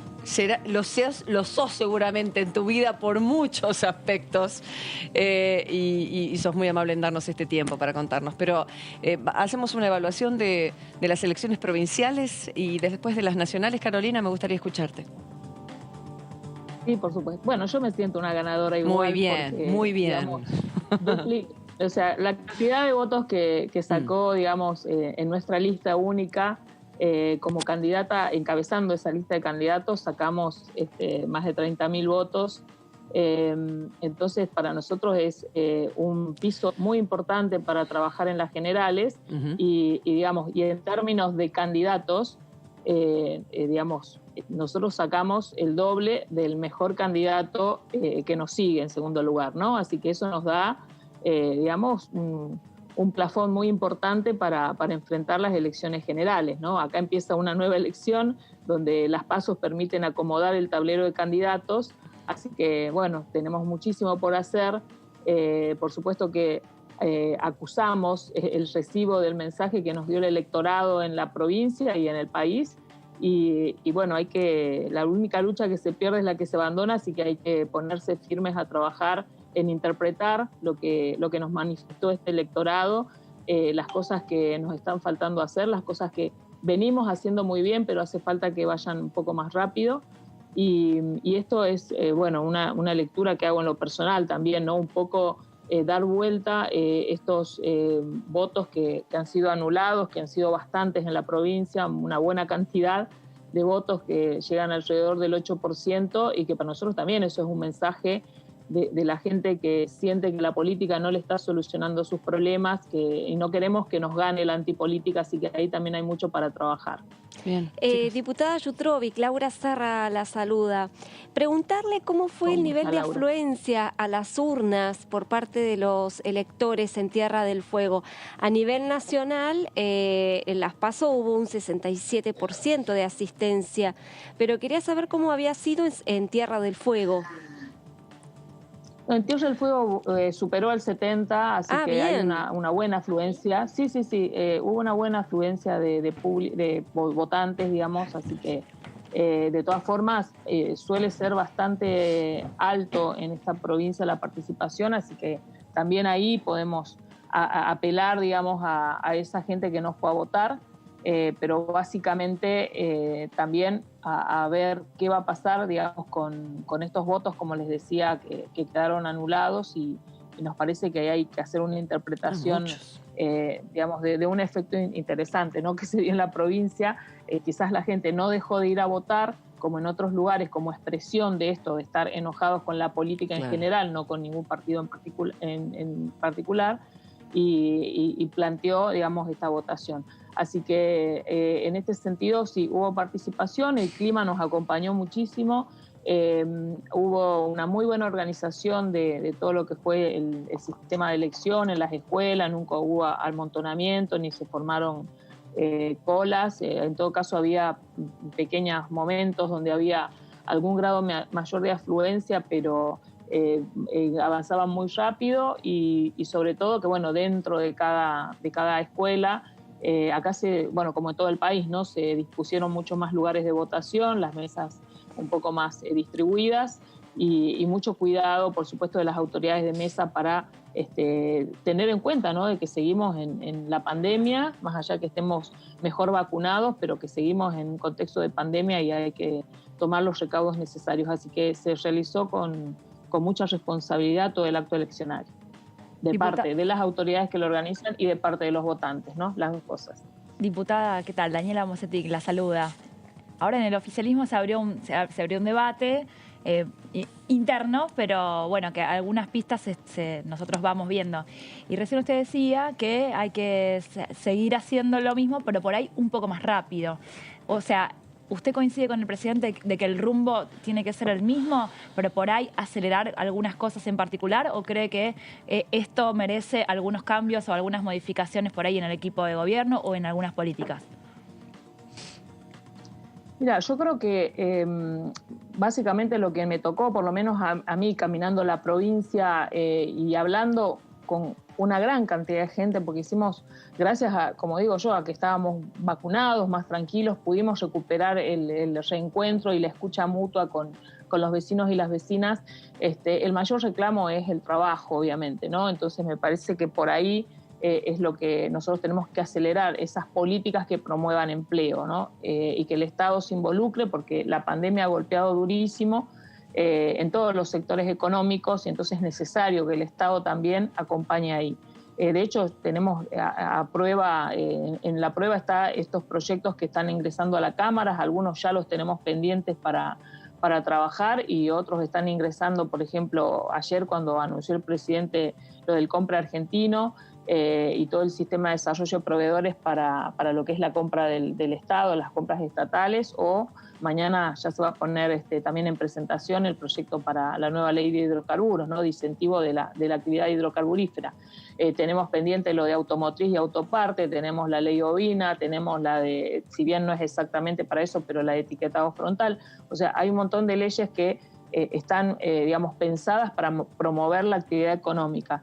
Esto se nota muchísimo, como te decía en las charlas, y a la cantidad de lugares que me faltaron llegar, que los vamos a poder caminar de aquí a la general, y que cuando nosotros no hemos podido sentar con la gente, comentarle, hablar de lo que ya se ha hecho, lo que se tiene planificado hacer, la verdad que los reciben, por supuesto, digamos, pensando y entendiendo que es para bien del país, para bien de la provincia, lo valoran de esa manera, pero bueno, la necesidad es hoy, ¿no? La necesidad es ayer, si se quiere, porque aparte de la pandemia ya teníamos una crisis anterior que profundizó la pandemia. Pero bueno, por eso digo que tenemos que acelerar.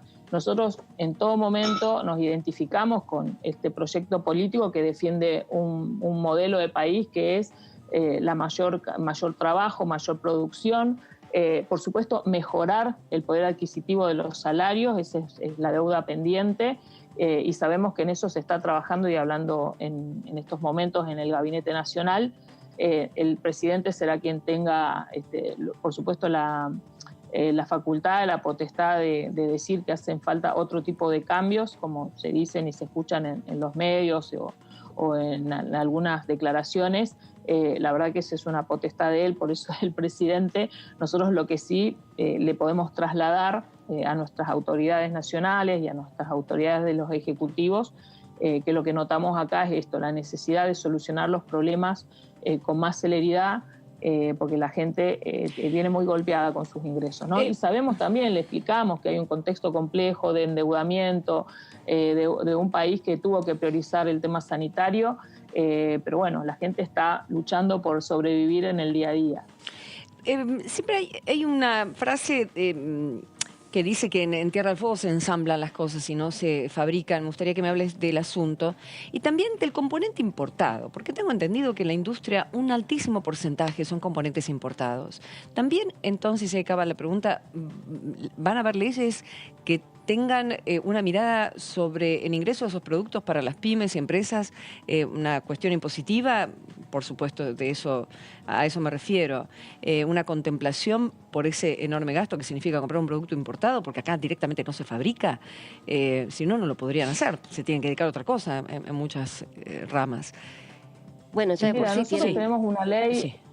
Sí, quería agregar algo, Laura. A ver, no, porque acá está en juego la cuestión del tipo de cambio, ¿no es cierto? Claro. Ellos tienen a favor el tema del tipo de cambio, claro, la importación de productos con el tipo de cambio oficial. Claro, que ya está el beneficio, claro, ya está el incentivo. Eso era una acotación al margen, perdón. Está bien, porque es importante saber que ya cuentan con eso.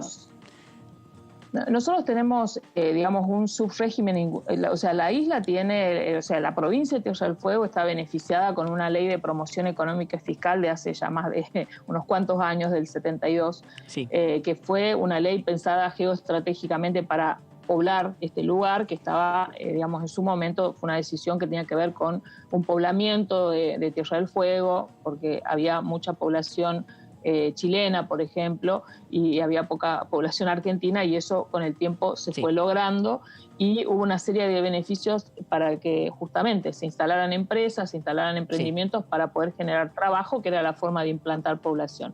Ahora, el régimen ha tenido sus idas y vueltas, la verdad es que nunca ha tenido una política de continuidad, y eso es lo lamentable, porque el periodo de los 12 años de Néstor y Cristina, nosotros tuvimos una continuidad en la política que nos permitió empezar te digo porque yo estaba justo en la parte de industria de la provincia, tuvimos la posibilidad de ir pensando un sistema de desarrollo de proveedores locales, y cuando hablo de desarrollo de proveedores locales para tanto fueran dentro de la provincia como en el resto del país, estábamos pensando en eso, en fortalecer un tipo de industria que cuando se habla de ensambladoras, y yo sé que por lo general la mayoría lo usa en términos peyorativos, ¿no? Hemos visto hasta campañas o programas dedicados a llamarnos así ensambladoras, digo, se habla absolutamente del desconocimiento o a veces de la mala intención, porque el sistema de terminales electrónicas, como el de las terminales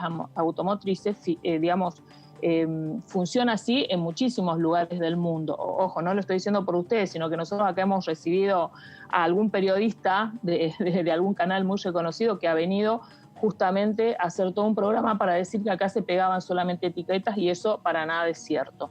Cada vez que logramos que algunas personas, funcionarios o periodistas vengan a visitar lo que es una fábrica acá, se sorprenden por el grado de integración, la cantidad de puestos de trabajo que genera, y que no es un simple ensamblado, sino que hay un proceso productivo muy exigente y muy pensado para justamente esto, tratar de que todo lo que significa desde una placa vacía hasta que sale terminado un televisor, un aire acondicionado, todo es con mano de obra argentina. Ahora, yo siempre pongo esta comparación y permítanme que la haga en este momento, ¿no?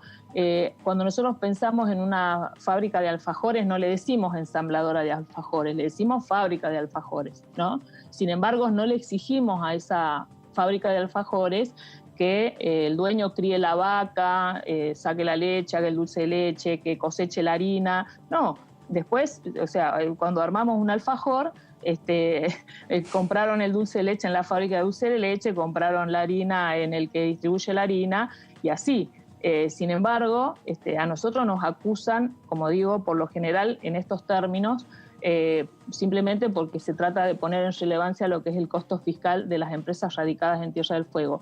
Acá se hace un proceso productivo que está normado por el subrégimen industrial, que es el subrégimen que ha promovido algunas actividades y algunas empresas para que hagan productos de esta naturaleza.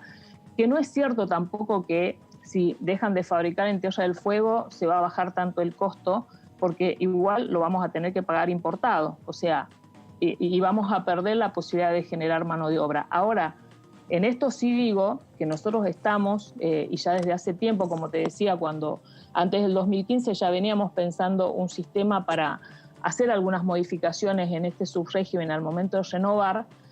No nos alcanzó el tiempo porque en el 2015 dejamos, digamos, el gobierno de la provincia y también dejó Cristina el gobierno nacional, pero ahora se ha retomado esa idea con el ministro Culfas para poder renovar este subrégimen sin perder la oportunidad de hacer ciertas modificaciones que van a ser muy beneficiosas para el subrégimen y para la provincia. ¿En qué consiste?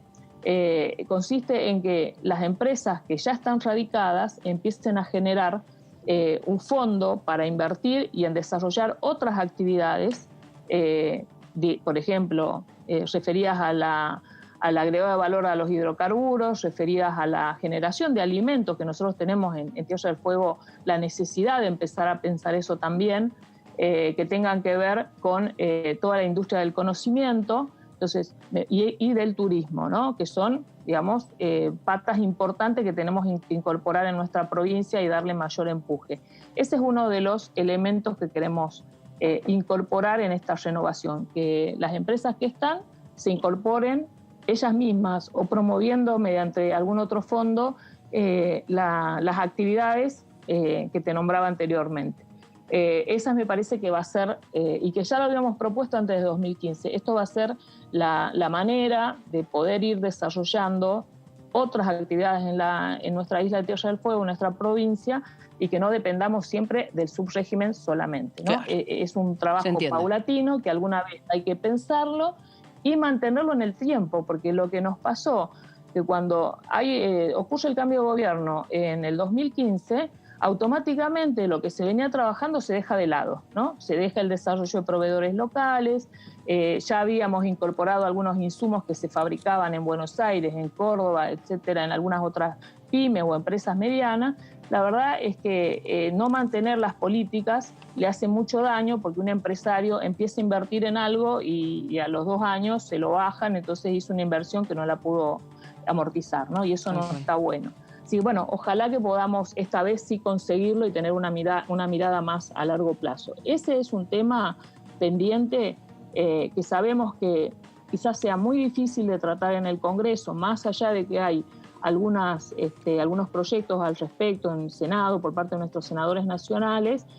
Quizás no logremos los consensos para hacer esto, pero sí, digamos, hay un compromiso del Gobierno Nacional, que lo ha manifestado aquí el propio presidente, de hacer esa prórroga, haciendo los cambios y ayornando, digamos, con nuevas condiciones este subrégimen industrial. Diputada Jutrovic, quería preguntarle por un debate que se está dando actualmente a nivel nacional, pero que bueno, usted recién recalcaba la importancia de que se reanimen los ingresos por parte de la gente a partir del golpe económico que implicó la pandemia y que en Tierra del Fuego se sintió con particular importancia. Aquí el debate que se está dando es la vuelta o no del IFE, que fue una de las medidas de emergencia que se instrumentó el año pasado durante la pandemia. En el gobierno están descartando esta posibilidad, obviamente, por el impacto fiscal que esto implica, pero hay sectores dentro del oficialismo que insisten en la necesidad de instrumentar algún tipo de ingreso extraordinario, como implicó este ingreso familiar de emergencia el año pasado. ¿Usted qué piensa al respecto? ¿Cree que debiera instrumentarse un ingreso extraordinario de emergencia para lo que queda del año? Yo creo que hay sectores que tienen que ser acompañados con algún ingreso extraordinario, porque la generación de trabajo lleva su tiempo, ¿no? Veo que hay una clara predisposición de los distintos ministerios de acelerar esto, pero no se ve, digamos, que esto vaya a ocurrir mañana. O sea, entonces la realidad es esto que les decía, ¿no? La gente está pidiendo trabajo, no está pidiendo planes. Esta es la realidad, no quieren planes, la gente quiere un trabajo en lo posible formal, pero digamos, me parece que algunos sectores de la población tienen que ser asistidos por su propia condición. Te encontrás con muchos chicos, muchos jóvenes que no tienen las capacitaciones necesarias, te encontrás con familias que están en una situación, ya digo, que es de este sector que tiene esa pobreza estructural que viene de hace muchísimos años en la Argentina, pero mientras tanto, en paralelo, se tiene que ir haciendo. Yo rescato muchísimo el programa, se llama Argentina Programa, ¿no? Acá ha tenido un gran nivel de inscripción de los jóvenes, sobre todo que más de 4.000, era un cupo de menos de 2.000 y se extendió a más de 4.000 chicos y chicas que se anotaron para aprender a programar, incorporándose en el corto plazo a los empleos de la economía del conocimiento, que aparte son empleos de calidad y bien remunerados. y eso es una política bien activa del gobierno nacional para que los jóvenes tengan trabajo y trabajos que a ellos les interesen, porque está visto también de que los jóvenes hoy tienen, digamos, una perspectiva de qué trabajos quieren hacer. Así bien. Que, digo, las cosas tienen que ir en paralelo, pero me parece que es importante que se siga asistiendo a algunos sectores, quizás de manera focalizada, ¿no? No de manera general, sí, claro, sino de manera bien focalizada a ciertos sectores que van a necesitar el acompañamiento del Estado hasta que logremos sacarlos de esa condición de pobreza estructural que implica también falta de entrenamiento o falta de capacidades para cierto tipo de trabajos, ¿no? Gracias, eso Carolina. Es indispensable. Quedó súper claro. Muchísimas gracias y en otro momento vamos a seguir hablando de la industrialización y de cómo vive Tierra del Fuego, sobre todo con este incentivo ahora de la nueva ley que presenta de inversiones para que el Estado compre argentino. En definitiva, que el 13% del PBI está representado por compras del Estado. PBI. Y eso es muy importante que lo haga con empresas argentinas. Me voy a un móvil que tengo, Carolina. Seguimos en otro momento. Gracias, diputada. Favor. Un placer. Adiós, igualmente. Hasta luego. Nos vamos a enfrente, a lo que es nuestro salón de la Parodi. Allí está Sofía Raimundes con estas jornadas especial por la posible y futura y pronta ley de humedales que tengamos aquí. Sofía. Sí, Karin, acaba de finalizar entonces esta primera jornada de diálogo hacia una ley de humedales y por ello estamos con Claudio Fernández, que es el director de la Oficina Científica de Asesoramiento Legislativo, para hablar sobre lo sucedido en estas 2 horas de debate, de diálogo. Claudio, muchísimas gracias por su tiempo. ¿Cuál es el balance entonces que se pudo hacer entre los principales exponentes del cuidado ambiental, como eran los dirigentes de las diferentes universidades que participaron, además científicos, expertos en el tema y la participación de algunos magistrados legisladores nacionales? Bueno, muchas gracias por la nota. En principio fue una actividad que tiene que ver con una agenda ya predefinida de la Oficina Científica de Asesoramiento Legislativo. En este caso, la primera jornada que se denominó hacia una ley de humedales, donde participaron organizaciones no gubernamentales, organizaciones civiles, legisladores, miembros de la oficina y distintas estructuras internas del Parlamento, con escuelas de gobierno y universidades nacionales. En una dinámica de asesoramiento que implica el intercambio entre la ciencia y la política, es decir, nosotros venimos a generar con este marco de actividades, un espacio de confluencia, de conexión, de intercambio, pero hasta de entendimiento y de empatía entre el mundo de la ciencia y la política con la sociedad adentro, ¿no? Una dinámica que se caracteriza por el eje ciencia, sociedad, política, y en ese sentido fue muy bienvenida. Se generaron, obviamente, hubo expertos y especialistas invitados de las distintas posicionamientos ideológicos. Se generó un marco en el cual de debate informado, ¿no? Lo que se hizo fue básicamente poner todas las evidencias científicas y el conocimiento científico asociado, en este caso particular, a humedales, para de allí elaborar un documento que va a ser próximo, en el cual vamos a contar con los puntos de coincidencia en esta ley que se va a tratar próximamente en la Cámara de Diputados, los puntos de divergencia donde hay diferencias, vistos desde el contexto de que son propuestas alternativas y complementarias para llegar a la misma ley. Así que desde ese punto de vista, desde el punto de vista de ese espacio de confluencia, fue muy bienvenido. Fue una repercusión muy positiva, y con respecto al tratamiento específico de la ley de humedales, todos han coincidido que es una ley absolutamente necesaria y que requiere ser debatida rápidamente. Los legisladores nos estuvieron explicando muy gentilmente, la diputada nacional Graciela Camaño, toda la evolución de la ley y en qué fase está, que está próxima a tratarse, así que desde ese punto de vista también ha sido muy positivo. ¿Qué tal? Claudio, Karin Cohen acá, ¿cómo estás? Buenas tardes. Buenas tardes, Karen. Claudio, esto podría haber sido trabajado en comisiones también, y esta pregunta equivale a preguntarte cómo es que trabaja concretamente la Oficina Científica de Asesoramiento, porque tengo entendido que ustedes en general van a las comisiones, o también es otro plano hacer estas jornadas de debate, y cómo se vinculan estas dos actividades. Y también tu profesión de origen quería preguntarte. Sí, es muy importante, Karen, la pregunta. Gracias, te lo agradezco, porque es verdad que los parlamentos, y en particular nuestro Congreso, tiene distintas estructuras de asesoramiento o documentación. Por un lado tenemos la biblioteca del Congreso, por el otro tenemos las comisiones, por el otro tenemos los asesores de cada diputado, y nosotros venimos a funcionar como una estructura de asesoramiento complementaria.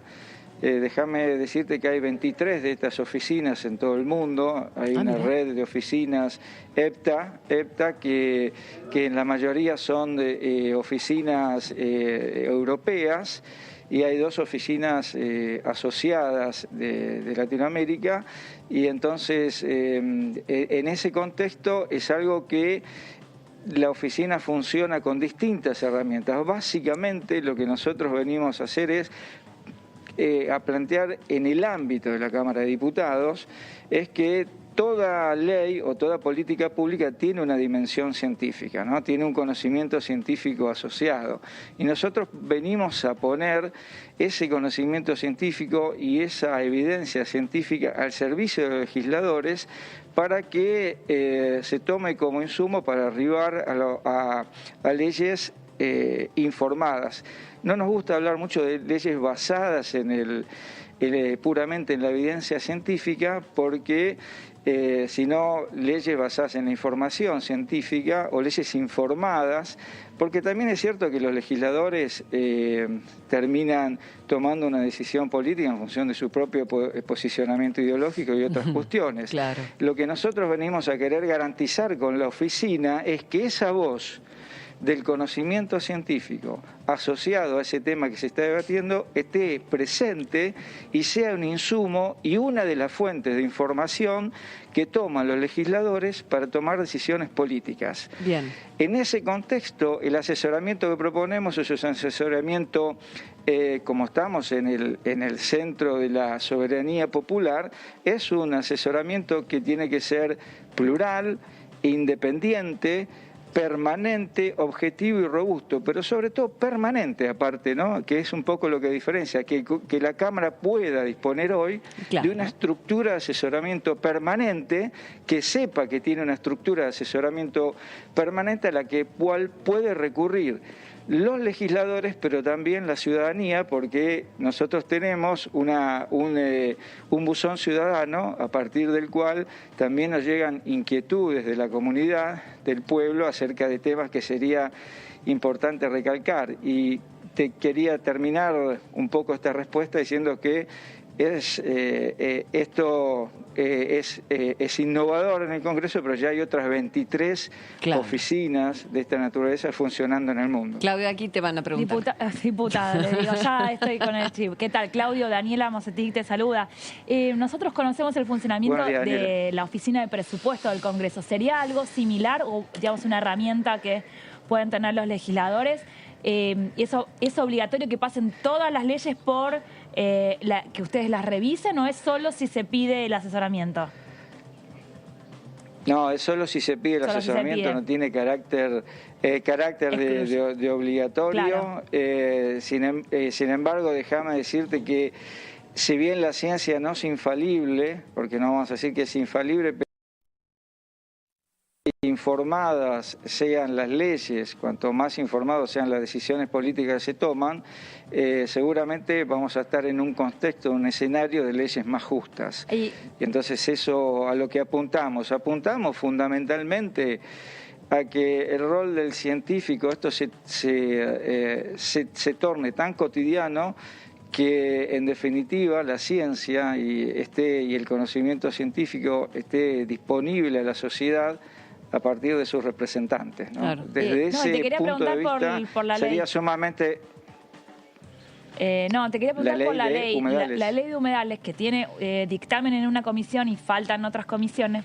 ¿Por qué está trabada? ¿Por qué se está demorando? Porque hay un consenso y se está moviendo el tema, pero se están quedando sin tiempo, digamos. ¿Cuál fue la recomendación de ustedes o qué aportaron ustedes a esto? Nosotros justamente tender puentes para agilizar este proceso y dar ese debate para tratar de agilizar y acelerar ese proceso justamente desde adentro de la Cámara de Diputados y convocando a especialistas y organizaciones civiles que están involucradas y que han estado involucradas además en el trabajo en comisión, ¿no? Dar ese puntapié desde nuestra perspectiva, desde nuestra actividad. No te olvides, quiero recordar que no es la única temática que nosotros estamos manejando. Nosotros tenemos una agenda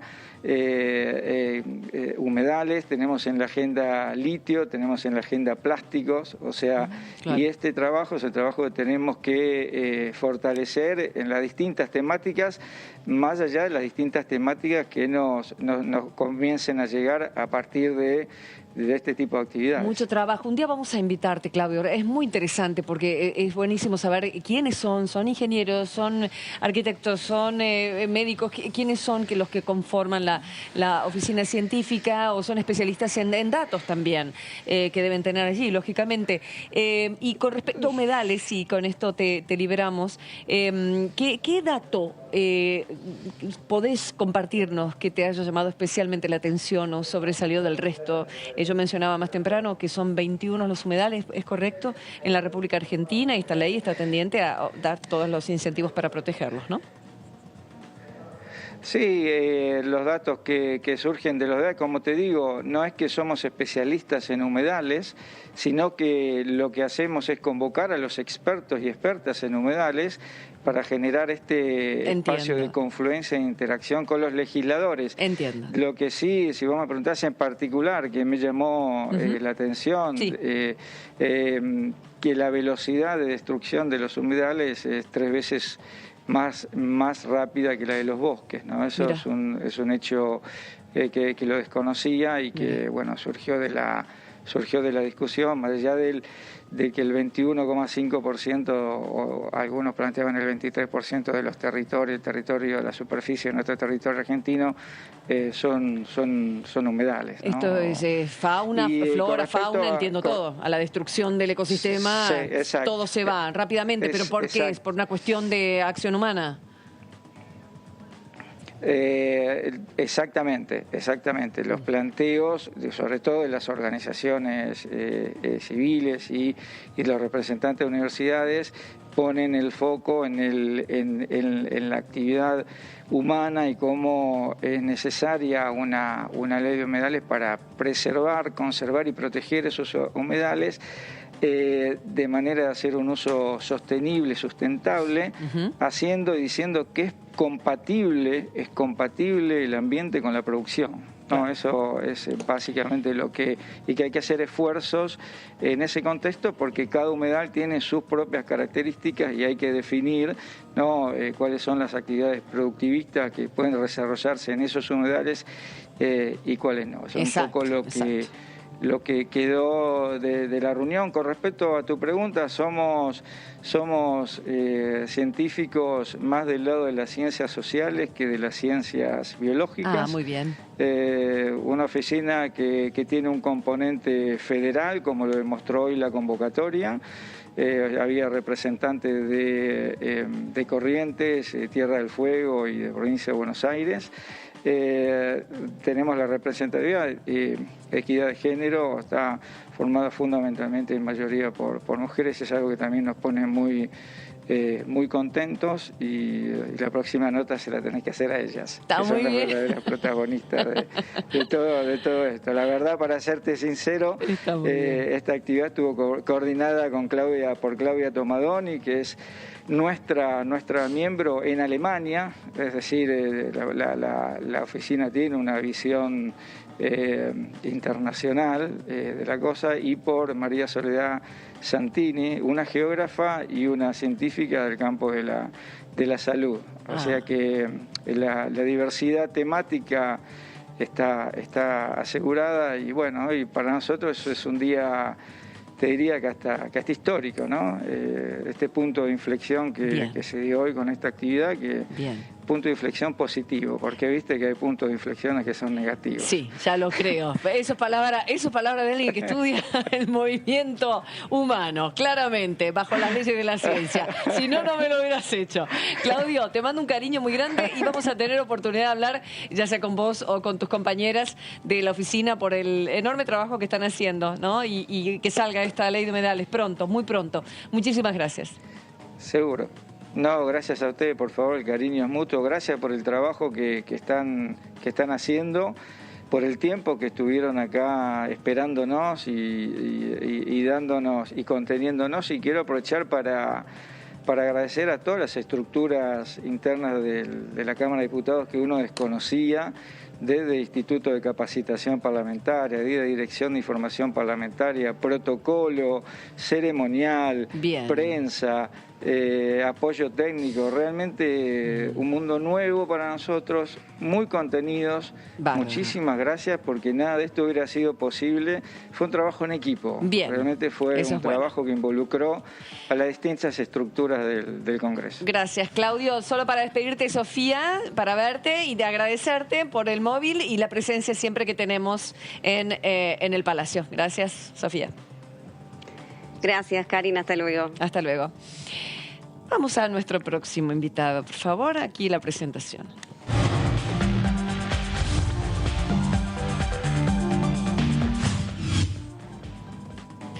Nos vamos a la provincia de San Luis y nos vamos a un radical. Y ahí lo tenemos al diputado Luis Ricardo. ¡Ay, que está, Luis! ¿Estás ahí conectado? Ya está. Sí, en instantes Karen, nada más, ahí apareciste nomás. ¿Qué tal, diputado? ¿Cómo va? ¿Cómo estás? Bien. Por un segundo digo. José Luis. Sí, José Luis, perdón. Porque acá te tengo como Luis, no importa. A mí del otro día me dijeron Nicole. Estamos bien con los nombres. No hay ningún problema, nos conocemos bien, diputado. Bueno. ¿Cómo están? Bien, muy bien. ¿Ustedes en San Luis cómo están con los resultados del domingo? Bárbaro. Yo competí, era el único espacio político que hacíamos una paso, digamos, con más de un candidato. La Unión Cívica Radical, mi lista Juntos, y bueno, triunfamos y triunfé ante la lista que se presentaba por el 60% a 40%, así que no puedo más que festejar.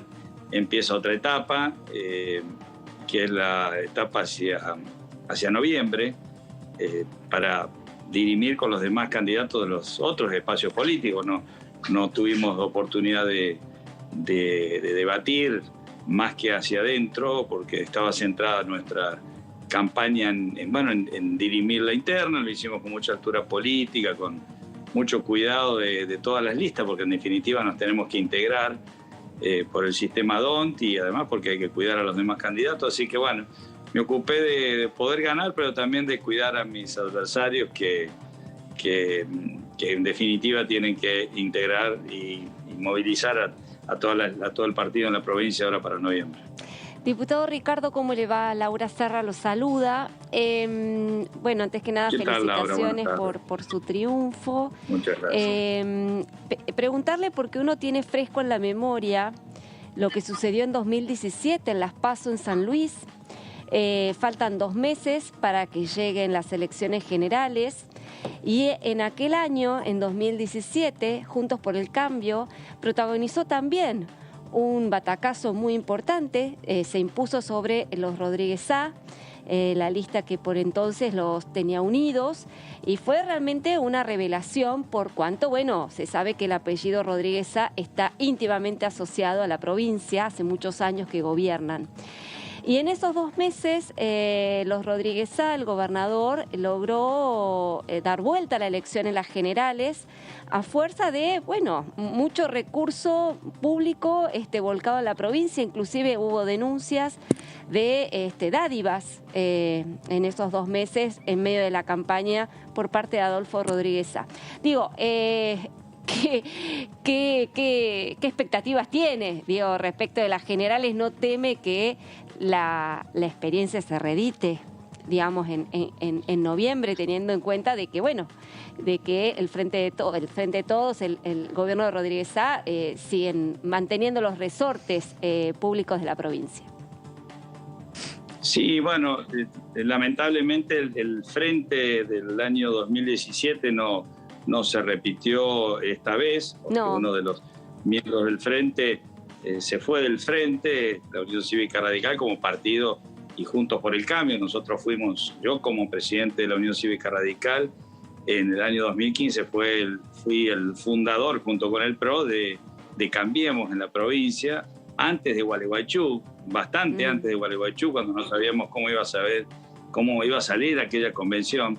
De manera que esa fue nuestra comisión política, pero en el 2017 se constituyó un frente y en esta oportunidad la Unión Cívica Radical no compartió el frente con el Partido Avanzar, porque el Partido Avanzar de San Luis decidió salir del frente. Creo que eso no ha sido bueno. Así que bueno, nuestras listas en la provincia son las listas con el nombre Juntos por el Cambio, y ha habido una primera, y por supuesto hicimos la interna, ganamos nuestra interna, aunque tenemos que trabajar muchísimo desde la Unión Cívica Radical, en la lista 3 también, que fue la lista nacional, para posicionar y llegar al piso histórico que teníamos en la provincia. Ha ocurrido en la provincia que la elección en esta primera etapa se ha como polarizado. En esta primera encuesta se ha polarizado entre el gobierno provincial y la otra lista encabezada por el ex gobernador Claudio Poggi, que forma parte del mismo matriz política que el gobierno de Rodríguez Sá. En definitiva, compartió más de 25 años parte de ese espacio político. Pero Poggi no ahora sabemos es opositor. qué va a pasar. Poggi hoy es opositor. Los que sabemos que somos opositores somos los radicales, que hace 40 años que tenemos a Rodríguez Sá. Yo competí con Poggi en el año 2010, él fue gobernador de los Rodríguez Sá, así que esa palabra opositor es relativa, digamos que ubicua a veces. La palabra opositor solamente nos cabe en la provincia de San Luis auténticamente a los radicales y a Juntos por el Cambio, los que llamamos Juntos por el Cambio. Es cierto que Juntos por el Cambio seduce a muchos a subirse a esta ola, pero la verdad que en honor a la verdad tengo que decir, los opositores en San Luis somos los radicales. Luego Poggi vino, se fue, ahora veremos dónde está dentro de 2 años. Es así, la política, los que no debemos explicar dónde estamos somos los radicales, porque estamos siempre en el mismo lugar.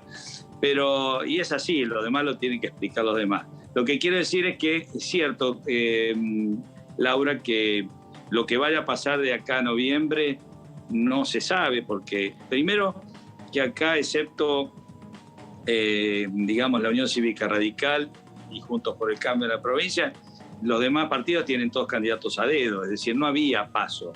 La gente está muy cansada, no se le resuelven ni los problemas de trabajo, ni de salud, ni de muchos otros, y por lo tanto hubo una afluencia menor a votar. Y esta primera encuesta, bueno, creo que es una muestra había una confusión enorme. Les digo además que ustedes saben que había 2 elecciones simultáneas, pero de carácter distinto en la provincia, la elección PAS, que es como una PASO no obligatoria en la provincia, a punto tal que a decenas de miles de comprovincianos mezclaban las boletas de una con otra, anulando las boletas. Ahora, obviamente que José Luis, ¿de quién depende eso? Eso está hecho.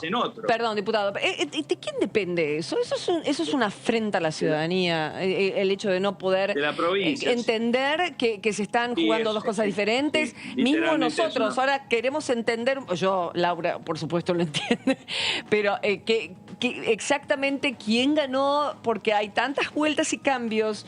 Es 37.47 el Frente Fuerza San Luis, Poggi, que le gana al candidato Alberto. Sí.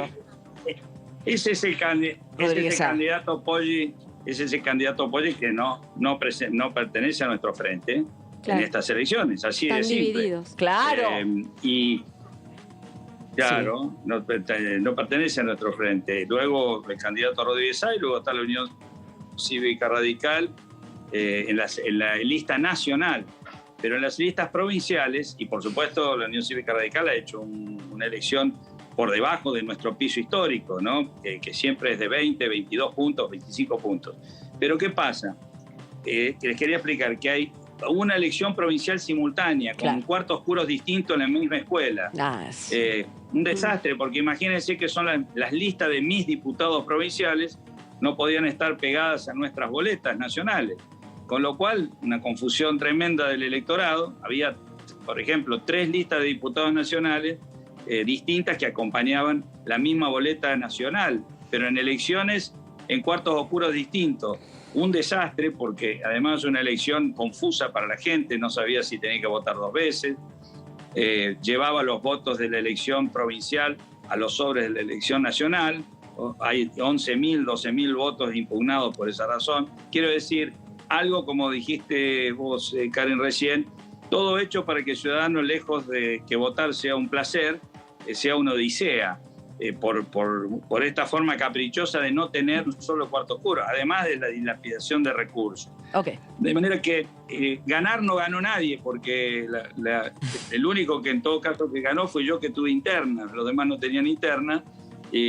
Nosotros resolvimos la interna, sí la gané por 60%, al candidato de Evolución en la provincia, y después la elección definitiva va a ser en noviembre. Como 3 meses es un siglo en la política argentina, y en San Luis también, y va a haber una movilización de los candidatos provinciales. Imagínense, todos los candidatos provinciales que eran únicos candidatos no participaban de esta elección.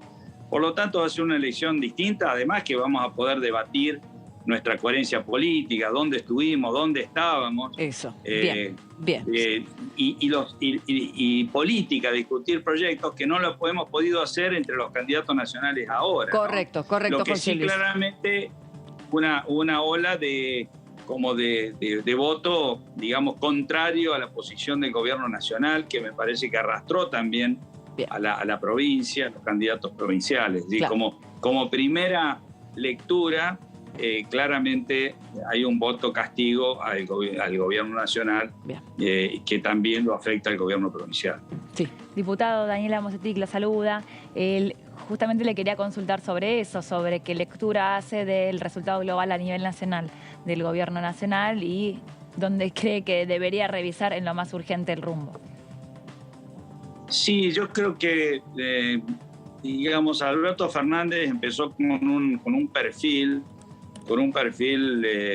conciliador, de buscar la forma de salir con consensos políticos de los grandes problemas que tiene la Argentina. O sea, si algo tenemos que reflexionar todas las fuerzas políticas, es que acá tenemos gravísimos problemas y hay que tener la capacidad de consensuar 3 o 4 políticas públicas, porque nos va a comer la crisis. Es decir, cuando tenemos 7 de cada 10 niños por debajo de la línea en la pobreza, y otros índices de marginalidad muy grandes, estamos en un gran problema para todos, no solo para el gobierno. O sea, ninguno lo podemos mirar para el otro lado. Y me da la impresión de que el gobierno, digamos, minimizó muchas cuestiones en relación, en principio, tener un plan de gobierno bien explícito. Es decir, no cayó mal, me parece, al principio decir no hace falta un plan de gobierno para gobernar, o un plan económico, en un momento que no teníamos la pandemia, y luego minimizar quizás el aporte que pudieron hacer las otras fuerzas políticas,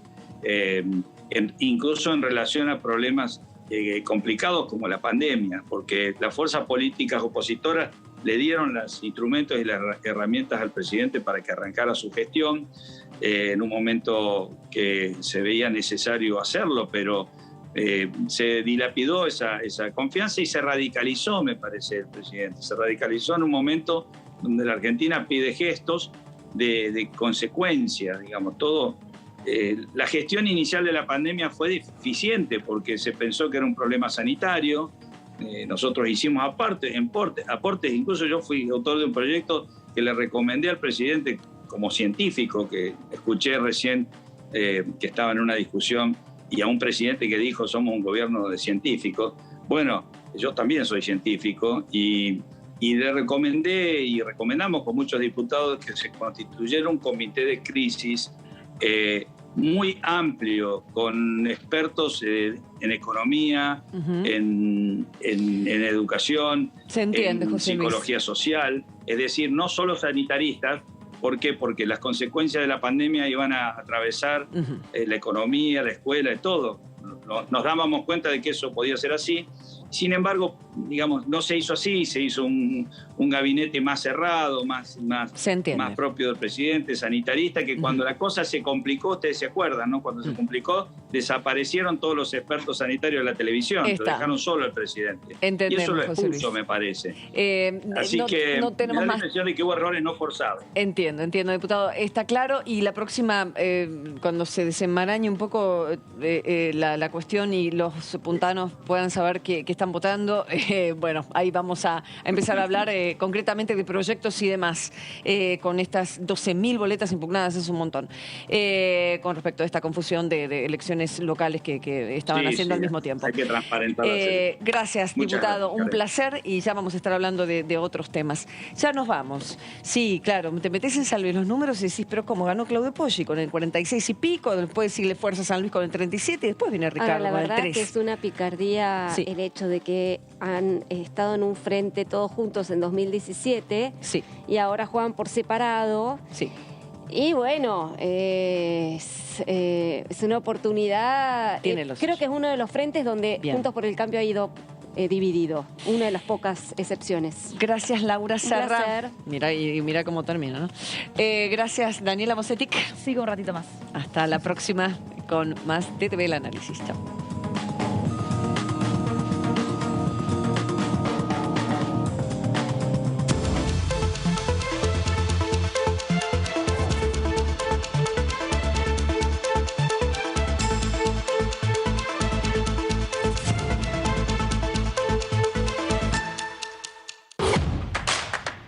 Información. Análisis. Diálogo.